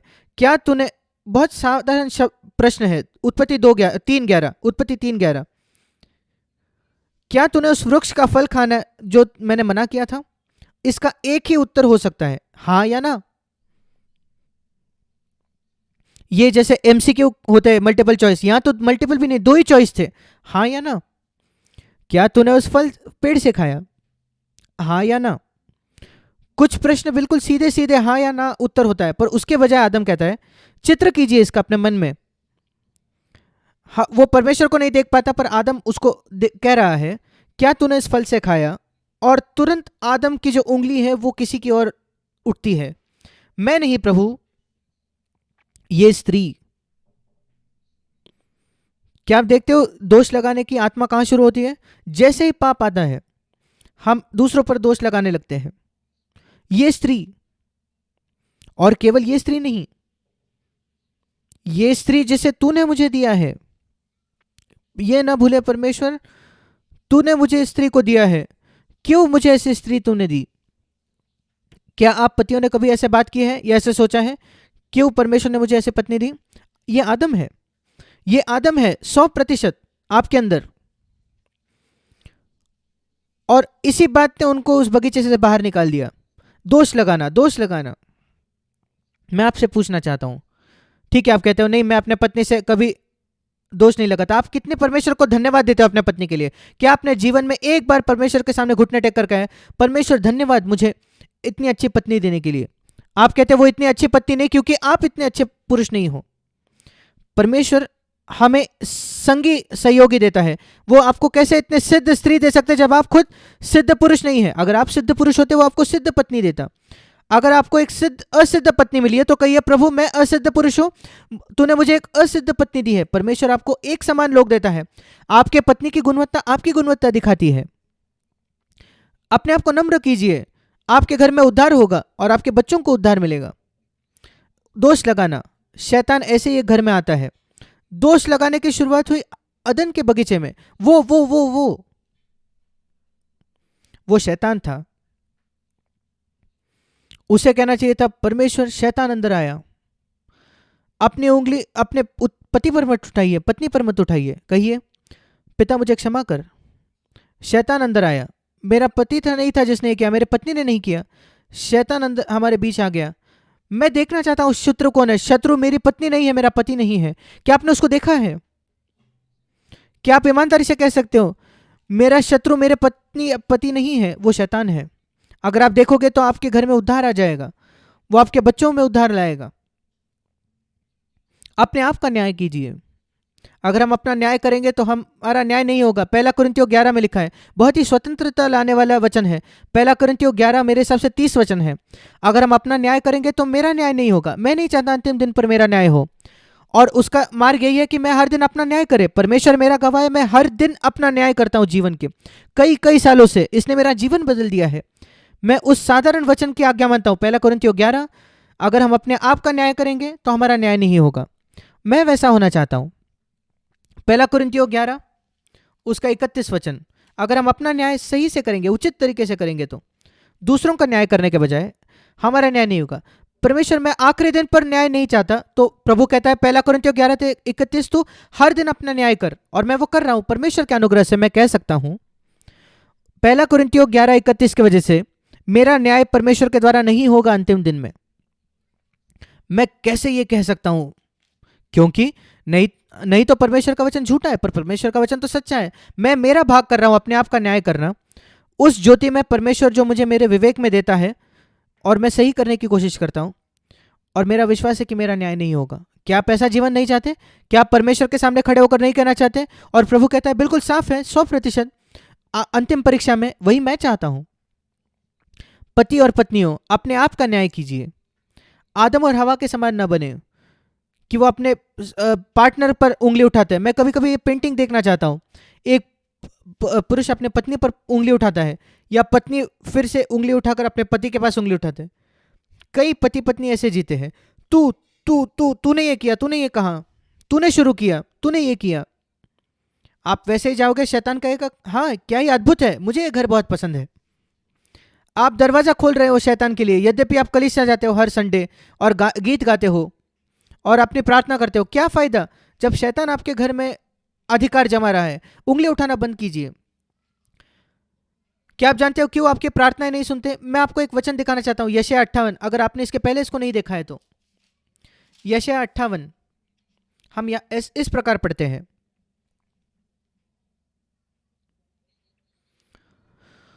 तू पुकारेगा और यहोवा उत्तर देगा तुरंत। क्या यह अच्छा नहीं है?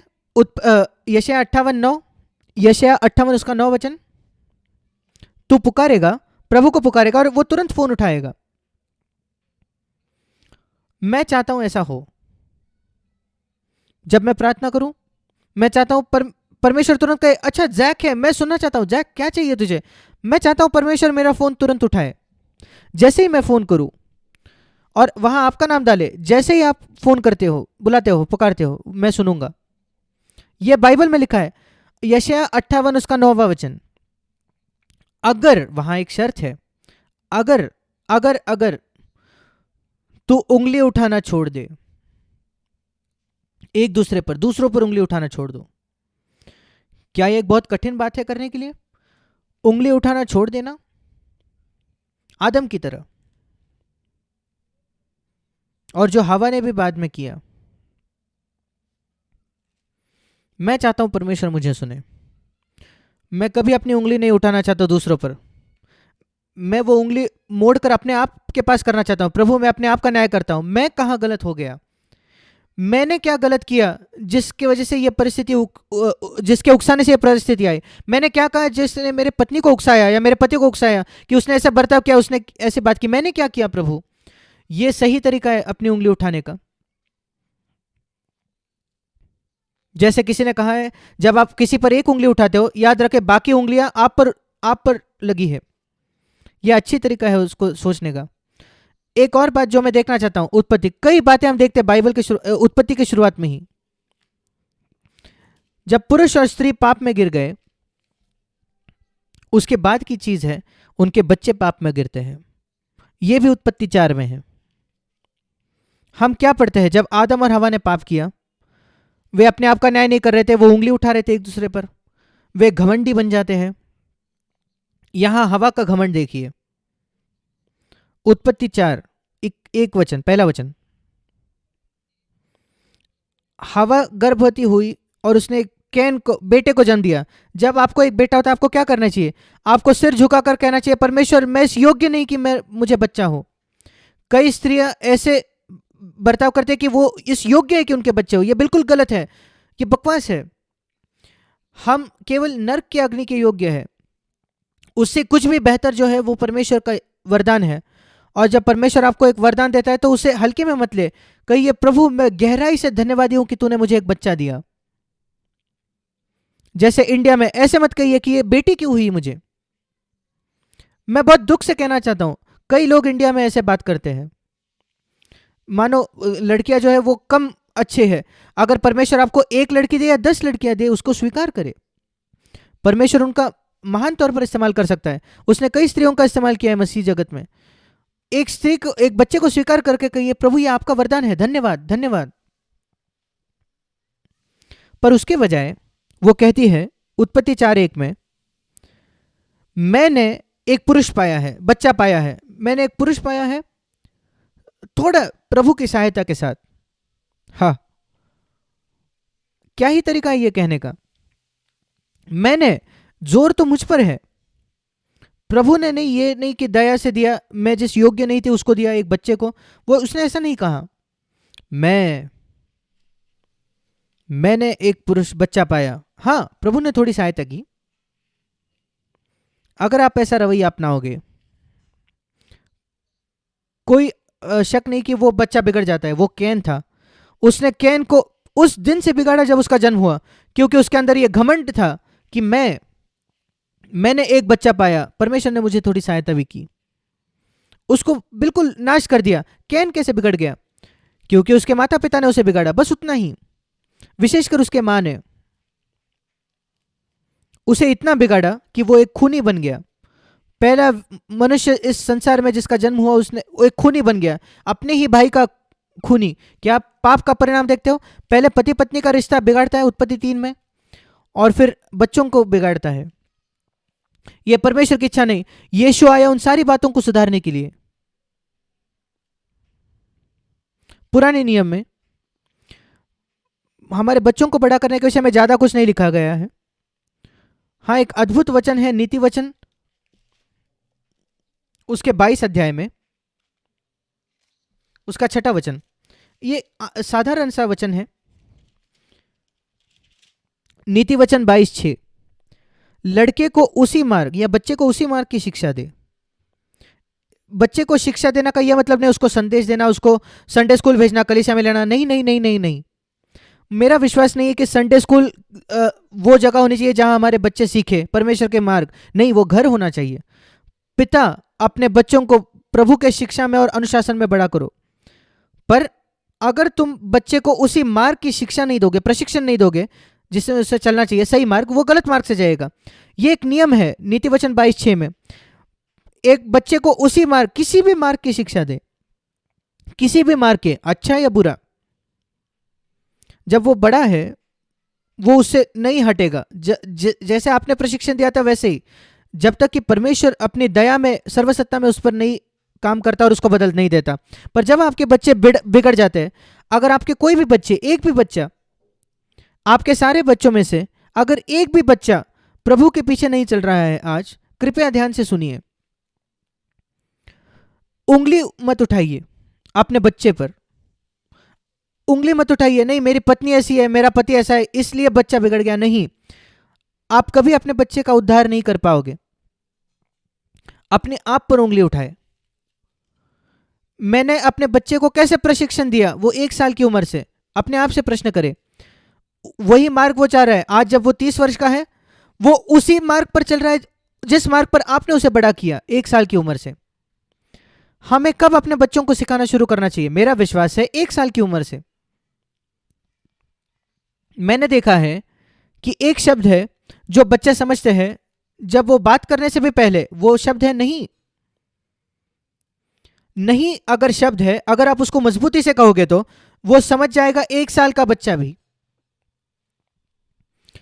कि उसको ये करने की अनुमति नहीं है। वो बच्चा बात नहीं कर सकता अब तक, पर जब वो कुछ करने वाला है जो मना किया गया है, या उसको छूने वाला है जो मना किया गया है, और आप बड़े मजबूती के साथ कहते हो नहीं, तो वो समझ जाता है। और आपका स्वर भी जो है वैसा होना चाहिए, कठोर होना चाहिए। ऐसा नहीं कि मेरे बेटे ये मत कर, ये अच्छा नहीं है, ये तरीका नहीं है कहने का। अगर कुछ गलत है जिसके उसको चोट पहुंचाएगी, कहिए नो, नहीं कहिए, मजबूती से। एक अच्छा पिता, अच्छे माता बने। एक बच्चे को प्रशिक्षित कीजिए उस मार्ग से जैसे उसको जाना है। और यहां परमेश्वर का वायदा है, ये आपका काम है, परमेश्वर का वायदा है, जब वो बड़ा हो जाएगा, 30 वर्ष का है, वो उसे नहीं हटेगा। वो कुछ अपने किशोरावस्था के थोड़ा मुश्किल समय से जाएंगे, पर जब वो बड़ा मनुष्य, पुरुष या स्त्री होगा, वो उससे नहीं हटेगा। यह परमेश्वर का वायदा है। और अगर आपके बच्चे उससे दूर जाते हैं तो आदम के जैसे मत रहिए। प्रभु परमेश्वर तेरी गलती है। याद है परमेश्वर ने कैसे परमेश्वर आदम ने परमेश्वर से कहा, ये पत्नी तूने मुझे दी, मेरी पत्नी ऐसी है इसलिए मेरे बच्चे बिगड़ गए, मेरा पति ऐसा है इसलिए मेरे बच्चे बिगड़ गए। नहीं, तुम एक माता पिता हो, माता या पिता, तुमने अपने बच्चे को सही शिक्षा नहीं दी, उसको जैसे चलना था वैसे। पर एक पत्नी कहेगी, मैं क्या कर सकती थी, मेरा पति तो ईश्वरीय नहीं था, उसको केवल पैसा कमाने में दिलचस्पी थी। मैं आपको उदाहरण देना चाहता हूं, नए नियम में जिसका पति ऐसा था, प्रेरितों के काम 16वां अध्याय, प्रेरितों के काम 16वां अध्याय और उसका 1 वचन हम पढ़ते हैं। जब पौलुस दिरबे और लुस्त्रा में आया, वहां एक शिष्य था तिमुथियुस नाम का, शायद वो 20 वर्ष का होगा, तभी 18 या 20 वर्ष का तिमुथियुस। वो एक यहूदिनी का पुत्र था जिसका नया जन्म हुआ था। आसान नहीं है यहूदी के लिए नया जन्म पाना, आज भी नहीं है आसान। कितने यहूदी आप मिले हो जिनका नया जन्म हुआ है? बहुत ही कम होता है। और यह बहुत बड़ा चमत्कार है कि यहूदी नया जन्म पाते हैं और मसीह के पास आते हैं और नया जन्म पाते हैं। यहां एक यहूदी स्त्री थी, पर जब उसका नया जन्म नहीं हुआ था, उसने परमेश्वर की आज्ञा नहीं मानी थी और गैर यहूदी से विवाह किया। बिल्कुल साफ था पुराने नियम में कि तुम गैर यहूदी से शादी नहीं करना। इसने किया, एक यूनानी से शादी की। वो पीछे फिसल चुकी थी, पर उसकी एक ईश्वरीय माँ थी, ईश्वरीय का भय रखने वाली, पर वो पीछे फिसल कर एक यूनानी से विवाह करती है, पर उसने मन फिराया। आप 2 तिमुथियुस 2 अध्याय में से पढ़ते हो। और उसने एक बेटे को बड़ा किया, तिमुथियुस, जो 20 वर्ष की उम्र में, पौलुस कहता है मैं चाहता हूं कि ये मेरी टीम पे हो। मैं आपको बताना चाहता हूं भाई बहन, अगर परमेश्वर आपके माफ कीजिए, अगर पौलुस जीवित था, प्रेरित पौलुस, और वो आपके एक बच्चे को चुनता उसका सहयोगी होने के लिए, सहकर्मी होने के लिए, मैं कहता हूं कि आपने उसको बहुत अच्छे से बड़ा किया है। कल्पना करके देखिए, आपने एक बच्चे को बड़ा किया जो पौलुस का सहकर्मी होने के लायक है। क्या ही अद्भुत है ये। आप बहुत अच्छी माता हो, प्रथम श्रेणी की माता। वैसे ही तिमुथियुस की माता थी। मेरे साथ निकालिए 2 तिमुथियुस 2 अध्याय। मैं विशेषकर स्त्रियों को यह कहना चाहता हूं जो अपने पति पर दोष लगाते हैं, मेरे पति ने गलती की इसलिए मेरा बच्चा बिगड़ गया, उसने उसका काम पूरा नहीं किया मेरे पति ने इसलिए। तिमुथियुस की मां जिसका नाम था यूनिके, वो ये कह सकती थी। 2 तिमुथियुस 1 अध्याय 5वां वचन, पौलुस तिमुथियुस को लिखकर कह रहा है, मुझे तेरे निष्कपट विश्वास की सुधि आती है। यह विश्वास कैसे पाया तूने, तेरे अंदर निष्कपट विश्वास तिमुथियुस? पहले तेरी नानी में था, लोइस में, और फिर तेरी माता में था, यूनिके में थे। जो थोड़े समय के लिए पीछे फिसल गई और परमेश्वर की अवज्ञा करके उसने एक यूनानी से शादी की। एक शायद व्यापारी था, केवल पैसा कमाने में दिलचस्पी रखता था, पर अकेले अकेले उसने, जब उसका पति पैसा कमाने में दिलचस्पी रखता था, यूनिके ने अकेले ही मन फिराया अपने पीछे फिसलने के, गलत व्यक्ति से विवाह करने में। ठीक है प्रभु, मैं गलत हो गई, मैंने पीछे फिसल कर गैर यहूदी से विवाह किया, यूनानी से विवाह किया, मुझे माफ कीजिए। कई स्त्रियां हैं जिन्होंने गलत विवाह किया है, कोई फर्क नहीं पड़ता मेरे प्रिय बहनों, परमेश्वर आपको क्षमा करेगा। यद्यपि आप एक अविश्वासी से विवाह करते हो, अगर आप अब मन फिराओगे, पति या पत्नी, और कहिए प्रभु मैं माफी चाहता हूं, हाँ मैंने अपने पत्नी में गलती की है, पर मैं चाहता हूं मेरे बच्चे ईश्वरीय तौर पर बड़े हो। हाँ, ऐसे पति हो जिन्होंने अविश्वासियों से विवाह किया है, स्त्रियां हैं अविश्वासियों से विवाह किया पर अपने बच्चों को सही से बड़ा किया। फिर वो कहता है वो विश्वास जो यूनिके में था वो तुझ में है। यूनिके ने तिमुथियुस को क्या दिया? दूसरा तिमुथियुस 1:5, विश्वास, मसीह में विश्वास, केवल बाइबल का ज्ञान नहीं। मैं निश्चित हूं उन दिनों उनके पास बाइबल नहीं था, पर उन्हें बाइबल सिखाया गया, जो कुछ उन्होंने सुना था कलीसियाओं के सभाओं में, पर उससे भी ज्यादा विश्वास। उसका मतलब जब कोई समस्या आती थी घर में, तिमुथियुस ने देखा उसकी मां को कहते हुए, तिमुथियुस एक बड़ी गंभीर समस्या आई है, आइए हम प्रार्थना करेंगे। चलो हम यीशु के पास जाकर कहेंगे प्रभु यहां हमारे पास सामने एक समस्या है, हमारी सहायता कीजिए। अगले महीने दूसरे समस्या आती है, दूसरी गंभीर समस्या, दूसरी बीमारी, तिमुथियुस चलो हम प्रार्थना करेंगे। 20 वर्षों के लिए तिमुथियुस ने अपनी मां को देखा, हमेशा परमेश्वर की ओर मुड़ते हुए, प्रभु की ओर प्रार्थना में, जब कभी कोई समस्या होती थी, और यह देखा कि प्रार्थनाओं का उत्तर मिलता था साल प्रति साल, और तिमुथियुस का विश्वास बहुत मजबूत हो गया। वो हमारे जैसे बाइबल का हवाला नहीं दे सकता क्योंकि उसके पास बाइबल नहीं था हमारे जैसे। हम बाइबल को तिमुथियुस से बेहतर जानते हैं, पर उसके पास ज़्यादा विश्वास था। क्या आपको लगता है हमारे पास ज़्यादा विश्वास होना चाहिए क्योंकि बाइबल हमारे पास है? पर ऐसा नहीं है। हम में से लोग नियमित तौर पर बाइबल नहीं पढ़ते, आपको कैसे विश्वास होगा? विश्वास सुनने से, और सुनना परमेश्वर के वचन से आता है। पर उस समय बिना बाइबल के घर पर उसने परमेश्वर को सुनते हुआ, कहते हुए सुना, और अपने बेटे को प्रोत्साहित किया विश्वास रखने के लिए। आप में से कितने माता यूनिके जैसे हैं, जब आपके बच्चे बड़े होते हैं वे कहेंगे हाँ मुझे याद है मेरे माँ ने क्या किया था जब हम कोई कठिन परिस्थिति में थे घर पर, जब हमारे पास पर्याप्त पैसा नहीं था घर पे, और कोई समस्या थी घर पे, कोई बीमार था घर पे, मुझे याद है मेरे माँ ने क्या किया। वो हमें बुलाती थी, हम घुटने टेक कर प्रार्थना करते थे, और प्रभु ने हमें सुन लिया। ये सबसे महान विरासत है जो आप अपने बच्चों को दे सकते हो। क्या फायदा उनको हजारों रुपए देकर, डॉलर देकर, अगर उनके पास विश्वास ही नहीं है तो? क्या आपको लगता है वो सारा पैसा उनको ले जाएगा?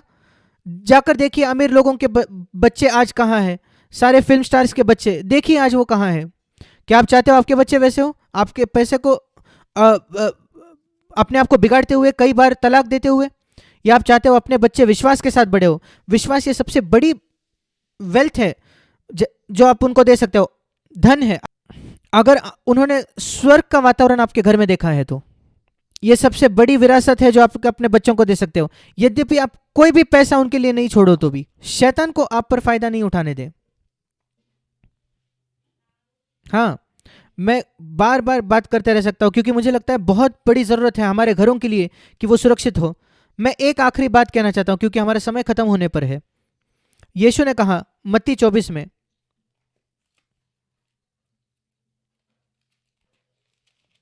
मत्ती 24 उसने कहा 37 वचन, मनुष्य का आगमन, मत्ती 24:37, हम उन दिनों जी रहे हैं जहां यीशु मसीह का आगमन बहुत नजदीक है, हमारे प्रभु का आगमन। वो यहाँ कहता है मनुष्य के पुत्र का आगमन नूह के दिनों समान होगा। दूसरे शब्दों में एक चिन्ह की हम अंतिम दिनों में है, वो ये है कि संसार बिल्कुल नूह के दिनों समान होगा। और उन दिनों वे खा रहे थे, पी रहे थे, विवाह कर रहे थे, जब तक कि एक दिन नूह उस जहाज में गया और जल प्रलय आकर सबका नाश हुआ। बिल्कुल वैसे ही मनुष्य का पुत्र का आगमन ऐसा होगा। अगर आप उत्पत्ति 6 अध्याय पढ़ोगे तो, मेरे पास समय नहीं है वहां जाने के लिए पर आप उसको पढ़ सकते हो। 2 प्रकार के पाप थे जो बहुत चल रहे थे उत्पत्ति 6 अध्याय में। पहला है अस्वाभाविक सेक्स, मनुष्य के पुत्र मतलब स्वर्गदूत। उन्होंने सुंदर स्त्रियों को देखा, आप उत्पत्ति 6 में इसको पढ़ते हो, और वे उनके साथ सेक्स करना चाहते थे। पर स्वर्गदूत जो है वो यौन संबंध नहीं रख सकते, उनके अंदर वो कार्य ही नहीं है। और फिर उन्होंने कैसे ये किया? वे मनुष्य के अंदर आ जाते थे और उनके द्वारा स्त्रियों का वो आनंद लेते थे। अस्वाभाविक सेक्स। और अस्वाभाविक सेक्स जो है वो आज संसार में चल रहा है अलग अलग तरीकों से। ये ज़्यादा ज़्यादा लोकप्रिय हो रहा है। मनुष्य स्त्रियों से नहीं, पुरुष स्त्रियों से नहीं बल्कि पुरुषों से विवाह कर रहे हैं। स्त्रियां जो है स्त्रियां से, पुरुष से नहीं बल्कि स्त्रियों से विवाह कर रहे हैं। नूह के दिन हम पर आ चुके हैं। और उसी के साथ दूसरी बात जो हम देखते हैं वो था बहुत ही मानो वायलेंस, खून, आतंकवाद, कड़वाहट। यहां वहां शूटिंग चल रही है, मार रहे हैं लोगों को, हत्या कर रहे हैं। क्या हम ऐसे दिनों में जी रहे हैं? नूह के दिन। ये चित्र का ये एक भाग है चित्र का। ये ज्यादातर नूह के समय था। पर चित्र का दूसरा भाग ये है कि एक ईश्वरी का भय रखने वाला परिवार, नूह, उसकी पत्नी, उसके 3 बेटे और उनकी पत्नियां, 8 लोग। एक छोटा कलीसिया हम कह सकते हैं, केवल 8 लोगों की। ऐसे कलीसियाएं होंगी, ऐसे परिवार होंगे अंतिम दिनों में। नूह के दिन संसार में दुष्टता, पर परिवार नूह के जैसे परिवार भी होंगे। परमेश्वर चाहता है कि आपका परिवार ऐसा हो, नूह के परिवार जैसा। उसके 3 बेटे थे जिसने उनकी आज्ञा मानी। यद्यपि वो बहुत बड़े थे उम्र में, उन दिनों वे 100 वर्ष तक जीते थे। और उसके बेटे जो थे शायद 100 वर्ष के होंगे जब उन्होंने अपने पिता की आज्ञा मानी। सोच कर देखिए, आपके बेटे को कहना उन आपके संसार के दोस्तों के साथ मत जाओ, चलो हम जहाज बनाएंगे। हम क्या सीखते हैं नोह के बारे में? परमेश्वर ने उससे कहा कि एक जहाज बनाने के लिए। आज परमेश्वर आपको कहेगा काम करने के लिए, आप पूछोगे प्रभु पैसा कहां से आएगा? उन दिनों में कोई पाश्चात्य देश नहीं था कि वो जिनको आप प्रेयर लेटर भेजकर पैसा कमा सकते थे, पैसा ले सकते थे। अगर नूह प्रश्न करता, सोच कर देखिए, परमेश्वर आपको कहेगा जहाज बनाने को, पहला प्रश्न प्रभु पैसा कहां से आएगा? नूह ने यह प्रश्न नहीं किया क्योंकि वो जानता था उत्तर क्या है। परमेश्वर कहता था तेरे खुद के पॉकेट से, तेरी जेब से, तेरे पास जमीन है, जमीन बेच दे, तेरे पास पेड़ है, पेड़ काट, अपने पैसे का इस्तेमाल कर परमेश्वर का काम करने के लिए। वो मैंने किया है।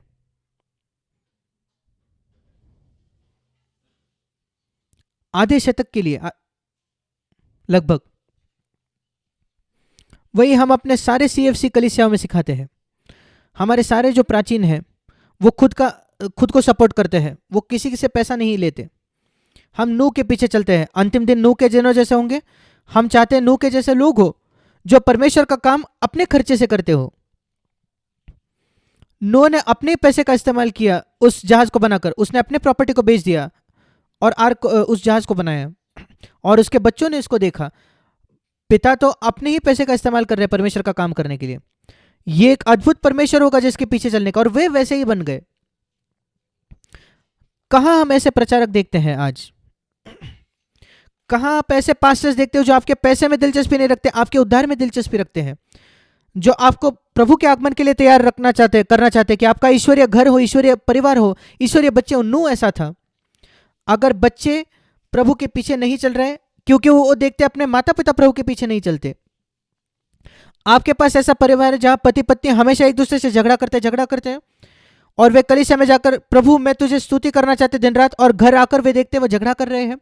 पेंटिकॉस्टल कलीसियाओं में भी, कलीसिया में वो अन्य भाषा में बात करते हैं, अन्य भाषाओं में बात करते हैं, और घर में वो अपने मातृभाषा में पति पत्नी झगड़ा करते हैं। वही पेंटिकॉस्टल लोग अन्य भाषा सुबह बात कर रहे हैं, शाम को अपने मातृभाषा में एक दूसरे पर चिल्लाते हैं। पाखंडी लोग हैं। कोई शक नहीं कि ऐसे बच्चे भटक जाते हैं हर एक डिनोमिनेशन में। हम चाहते हैं अंतिम दिन नूह के दिनों जैसे, फिर नूह जैसे लोग होने चाहिए, परिवार नूह के जैसे परिवार होने चाहिए। बच्चे जो बात मानते हैं, बेटे जाकर उस पेड़ को काट, हमें चाहिए उसकी लकड़ी चाहिए, वो बात मानता है। सारे 3 बच्चे, उन्होंने आज्ञा मानी। कैसे उन्होंने उस जहाज को बांधा होगा? उन्होंने पैसा खर्च किया, दूसरे काम पर लोगों को रखा, अपनी प्रॉपर्टी बेच दी। अपनी प्रॉपर्टी का इस्तेमाल किया वहां उस लकड़ी को खरीदने के लिए, उस पिच को खरीदने के लिए, और उन वर्कर्स को लेकर उस जहाज को बनाने के लिए। उसके जहाज खत्म होने तक उसके पास कुछ बचा नहीं होगा, शायद कोई प्रॉपर्टी नहीं बची होगी। और जब वो जहाज से बाहर आया, प्रभु ने नोआ से कहा, अब पूरी पृथ्वी तेरी है। उसको प्रॉपर्टी की क्या जरूरत थी, उसको पूरा पृथ्वी मिल गई। वो जितना चाहता था वो पा सकता था। जब जल प्रलय खत्म हुआ तब परमेश्वर हमेशा आपको प्रतिफल देगा अगर आप उसका आदर करोगे। आप उसका आदर कीजिए, वो आपका आदर करेगा। और एक तरीका यह है आपको आदर करने का कि आपके बच्चे वो यीशु के शिष्य बनेंगे। अंतिम दिन नूह के दिनों जैसे होंगे। मैं प्रार्थना करता हूं कि हम में से कई लोग नूह के परिवार जैसे बनेंगे। ये नहीं कि हमारे अधिकतर बच्चे प्रभु के पीछे चलते हैं, नहीं, हमारे सारे बच्चे प्रभु के पीछे चलते हैं। हम जानते हैं कि बाद में नूह का एक बच्चा जो है वो भटक गया, क्योंकि सबसे पहले उनके पास पवित्र आत्मा नहीं था उन दिनों, और आसानी से घमंड आ गया नूह में। सबसे पहले नूह में आया, वो दारू पीकर नंगा हो गया। बहुत आसान है एक व्यक्ति को भटक जाना, बहुत आसान है। एक बार परमेश्वर ने आपको बहुत बहुत आशीष दी होगी। आप वो पुरुष थे जो परमेश्वर के सामने खड़े, परमेश्वर के लिए खड़े थे। पूरे संसार का उद्धार हुआ आपके वजह से। वो नूह के सिर में गया, वो दारू पीकर नंगा हो गया, और उसका बेटा जो हैम था वो भी पीछे भटक गया। ये होता है, पर परमेश्वर का धन्यवाद हो, शुरुआत में वो विश्वास योग्य था। पर आज क्योंकि हमारे अंदर पवित्र आत्मा है, हम अंत तक धीरज रख सकते हैं। हमारा अंत नूह के जैसे नहीं होना चाहिए, हैम के जैसे नहीं होना चाहिए। हम यीशु के पीछे चल सकते हैं हमारे जीवन के अंत तक, जीवन के आखिरी क्षण तक, और हमारे बच्चे हमारे पद चिन्हों पर चल सकते हैं। शैतान हमारे परिवारों पर सामर्थ नहीं पाएगा। आज ये निश्चय कीजिए मेरे भाई और बहनों कि आप परमेश्वर को इतनी पूरी तरीके से अधीन हो जाओगे कि आप एक विश्वास योग्य गवाह रहोगे परमेश्वर के लिए इन अंतिम दिनों में, और शैतान का कोई जगह नहीं होगी आपके घर में। परमेश्वर आपको आशीष दे। आइए हम अपने सिरों को झुकाएंगे प्रार्थना में। हमारे स्वर्गीय पिता, क्या ही अद्भुत बात कि आप हमारी ओर हो, आप हमारी ओर हो प्रभु, शैतान के विरुद्ध। वही हमें आशा देता है हमारे लिए, हमारे परिवारों के लिए। और प्रभु, मैं सोचता हूं कोई भी बड़े माता पिता के लिए जो इनके बच्चे पहले से ही भटक चुके हैं, उनकी कृपया सहायता कीजिए कि वो निरंतर प्रार्थना की करेंगे और उनके बच्चों को वापस लाएंगे। अनंत काल तक नरक में उनके खोने से पहले उनको वापस लाएंगे। आपका धन्यवाद। पर मैं इस शब्दों को आशीष दे कि लोग भूले नहीं जो उन्होंने आज सुना है। यीशु के नाम से आमीन।